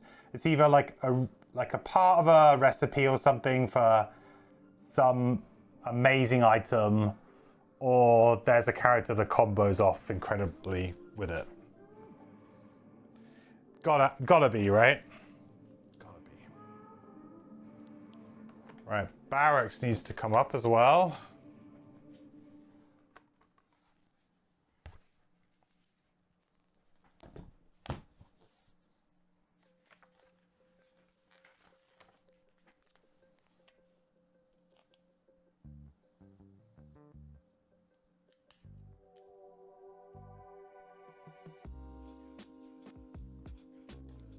No!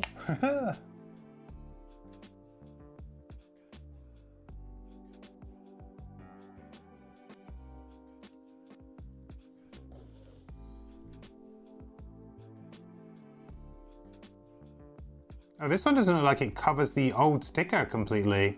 It's a little bit different. That's odd.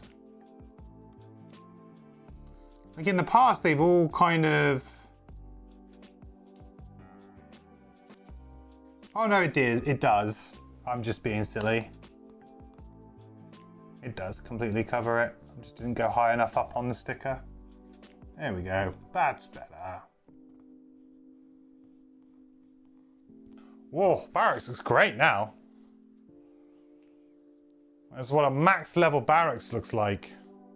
Pretty neat. Right, the last thing we gotta do is the old ice cave. Wonder where you're going. 111. 111. Is it outside Frosthaven? Could be. Did sort of imply that it might just be actually outside Frosthaven. Doesn't look like it's on a join.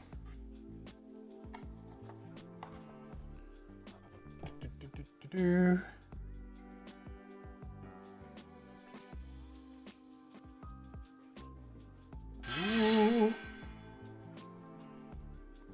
Hey, Rock Boy! How's it going, buddy? Thank you so much for the resub. 7 months of Amazon Prime. I really appreciate it. Hope you're doing awesome, dude. Thank you so much for spending your Bezos bucks here. That's very kind of you. Thank you. Hope you're doing awesome, and the quest continues, my friend. Onwards and upwards. Onwards and upwards. I'm trying to find these dang stickers. 111. It looks like it's near a forest.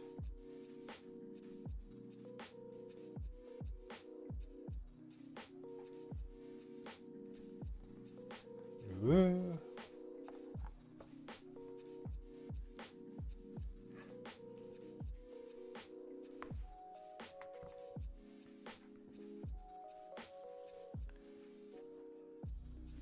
Where are you? Oh, it's up there. All the way up there. Found it.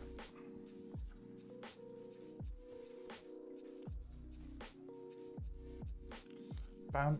Ooh. Nearly ripped the sticker then. I was too eager. I was too eager.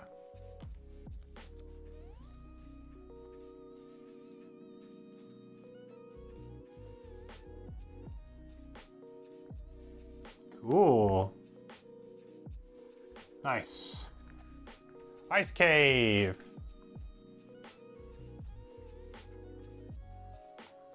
All right.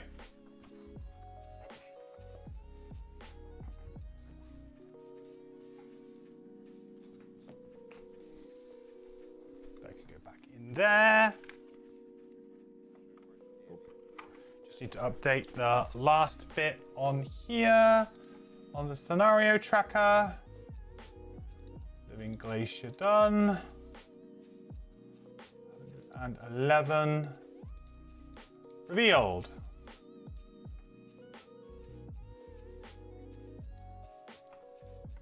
Nice. Okay. Right then, everyone. I believe that will be the end of today's stream and today's Frosthaven session. Hopefully you enjoyed it. That was a really fun scenario. Really enjoyed that one. Oh, Hive and Pyro leveled up. They did level up. I even went on about it. Almost completely forgot about it. That was me being a rush to get to bed. Let's quickly do it. We can quickly do it. We have time to quickly do it. Let me just quickly sort this. Let's do it. I completely forgot. Thank you so much for reminding me. Oh dear. Right. Leveling up. Perk.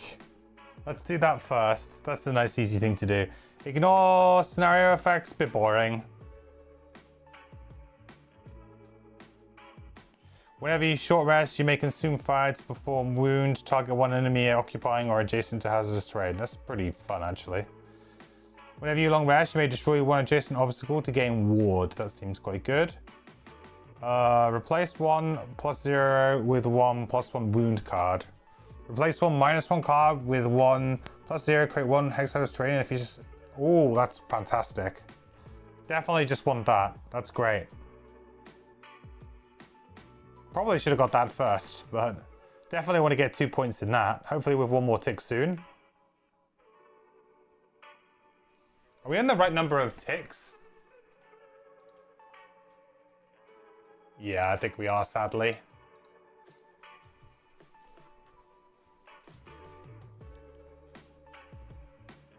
I was just about to say that. You guys are like, bye! I'm not doing my leveling up. What perks should we do here? Oh, we got 2 perks to do. Okay, definitely do this one again. I like this one a lot. I think just more and more of this is great.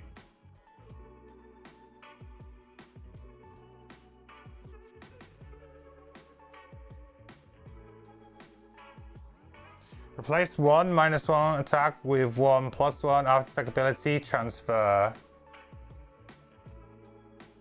It's either that or like the rolling poison or something. Rolling poison seems pretty good. This is just generally increasing damage though. It's just damage increase, right? Flat damage increase. Okay, cards then. Let's have a look at the level 4 cards. We'll do this super quick because we had already kind of looked at these cards a little bit. So Divergent Destruction and Plague Protocol. So Divergent Destruction, attack 2, transfer, attack 3, 1 XP. Really, really good ability. Super good, actually. We are playing the ranged build, but this is like really, really good. You can't see. Sorry, I turned that off. I'll turn it back on again. There you go. Sorry, I forgot that I turned that off. Divergent Destruction then. So attack 2, transfer, attack 3, gain 1 XP. Really, like this is like the super powered version of our level 1 card, Faceless Entity, right? Pretty much like, and actually gives you an XP. As if this character needed even more XP gain. But yeah, in terms of if you're playing the like Jackal mech and stuff, this could be super, super strong. The bottom is 22 initiative as well, which is nice. Thumbs up. You get transfer, move 3, all adjacent allies and enemies suffer 1 damage. Quite a nice way to just get a decent amount of movement in a single turn as well. So the bottom of this is actually very nice as well. I have been looking for some more bottom transfer abilities, so this could be a good candidate for that, as well as just generally being very good top as well. Not bad at all. The other one is Plague Protocol, which is Summon Toxin Distributor. 6 health, 2 move, 2 attack. It has poison on all of its attacks. Heals you do Heals targeting you do not increase your hit point value, but we get to add poison to all of our attacks.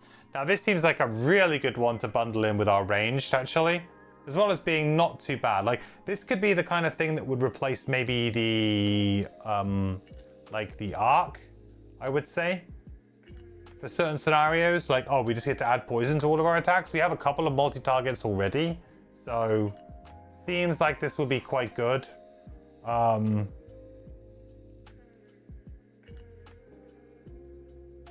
Yeah, just getting poison on stuff. Easy, really. I think that seems quite strong. 98 initiative, pretty much, wow, as late as it comes on a card. You got move 1, transfer, shield 2. Really nice tanking card as well, actually. Obviously, the bottom of this card is completely alien to the initiative, though, which is a bit of a problem.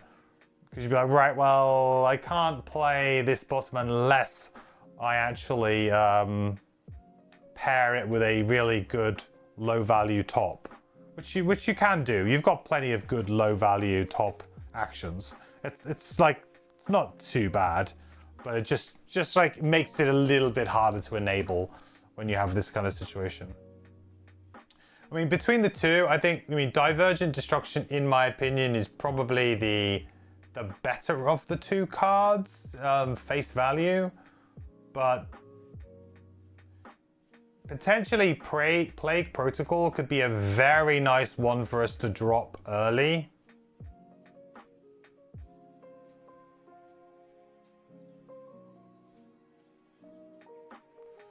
You know, we could start in this mode quite comfortably. It would be a very good workhorse little summon. You know, the 2 movement I think is probably a little bit low. It would be nice if it was a bit more, but 6 health means at least it will tank a few hits. Tough choice. What were the other 3s that we passed up? So we passed up Hijack.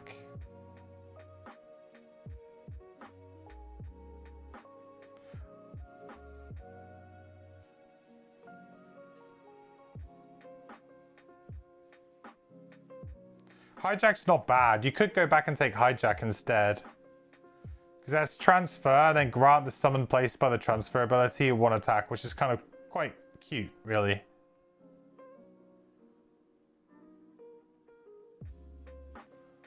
Because you, like, for example, it'd be a really good way for me to transfer out of the turret. I could just use Hijack to transfer out, then it immediately gets to do a +1 attack. And it has multi-target. That seems really good, actually. So I guess it is, do I want to do the damage, or do I want, like, my other things to do it? This is a tough choice. I think ultimately the choice is actually between 3 cards here. It's between these 3.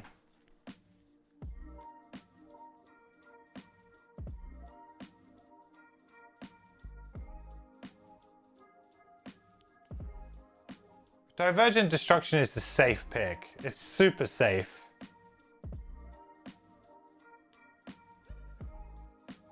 I was also complaining about my movement, wasn't I? And Divergent Destruction does solve that somewhat.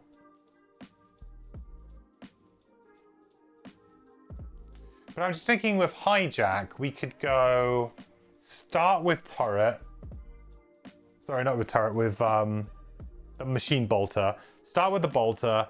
That gives us -1 range, but +1 target on ranged. We could do some attacks. Then we could use Hijack to you know, we could maybe play out the Sniper Turret or play out, I don't know, something else, another summon. Probably like the healing drone. Then we could transfer into the healing drone, placing the turret down, and then the turret would immediately get to do an attack 1, which could, in theory, considering it attacks for 2, target 2, could be 6 damage. It could attack for 3 and 3. And we gain an XP. And we've managed to transfer onto something new. I feel like hijack could be really good because it's 6 rather than 5. The bottom of this is actually pretty usable as well because I could just get like it's giving a move 1, so I could just be like, here you go. Works really well with the turret as well. Here you go, have a move 1 and attack 2. Oh yeah, and by the way, you're ranged and you get this, that, and the other, you know? I feel like we go back and take hijack. I don't actually know what the right... I'm sure that there's like other people out there who have guides and things like that about what to take here.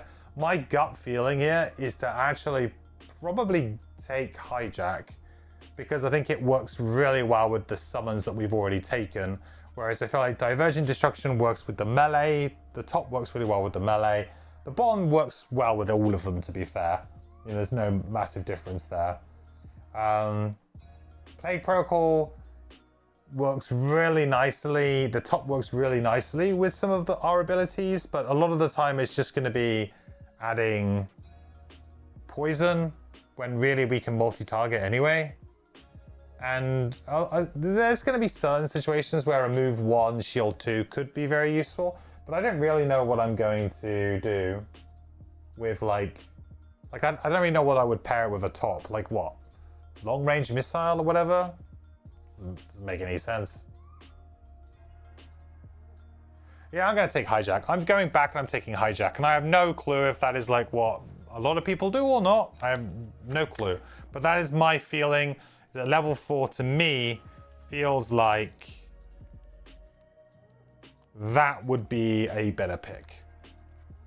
So welcome to the team. Hijack. Should give us some really nice interplay now anyway, at least.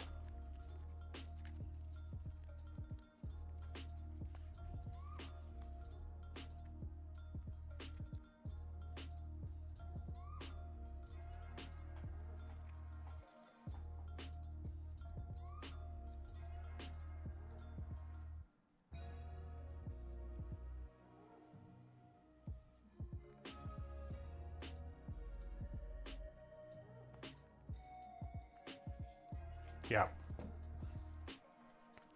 Okay, so now let's look at the pyro real quick.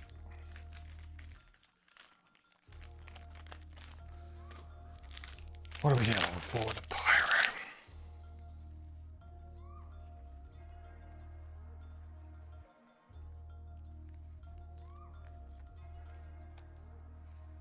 So we have Hand of Flame and Heat Wave. So Hand of Flame is attack 4, muddle, create 1 hex hazardous terrain tile in the featureless hex occupied by the target.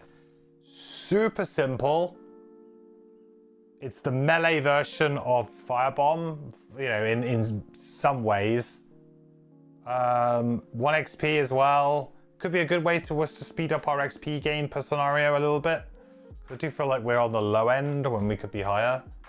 I mean, it's making hazardous terrain.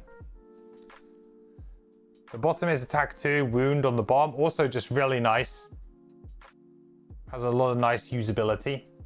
Heat Wave. That's an 8 initiative here though. That would be our earliest initiative. All adjacent enemies suffer 2 damage. Push 2. Target all at range 3. Consume fire to make it range 4. Ooh, okay. At the start of your next turn, suffer 2 damage. Interesting.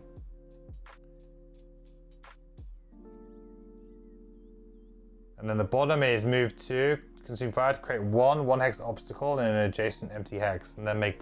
Ooh, that's super good though. Okay, Heat Wave is really good. Yeah, Heat Wave is immense. It's got like 3 things going for it. It's got a really interesting top that could do a bunch of damage to a load of enemies, especially like shielded enemies, or push them all into like hazardous terrain if you've managed to put it behind them and stuff. I feel like Heat Wave has really nice potential on the top. That downside as well, ignore that downside. That is not a downside. The taking 2 damage. It's not a real downside. It might mean that you might not be able to play the card. I guess if you were, you know, really low health. But the bottom is also just really strong as well. Just create an obstacle. So we're going to be making a load of... yeah, I felt like Heat Waves is a very easy pick. Although Hand of Flame is a very good all-around card, Heat Wave has so much combo potential with our class. And then we have Bolt-on amazing control. Easy, I think. Heat Wave's the pick. I think so. Yeah. Oh, Scout the wins. that's the blessing from Jeff. Yeah. That's the blessing from.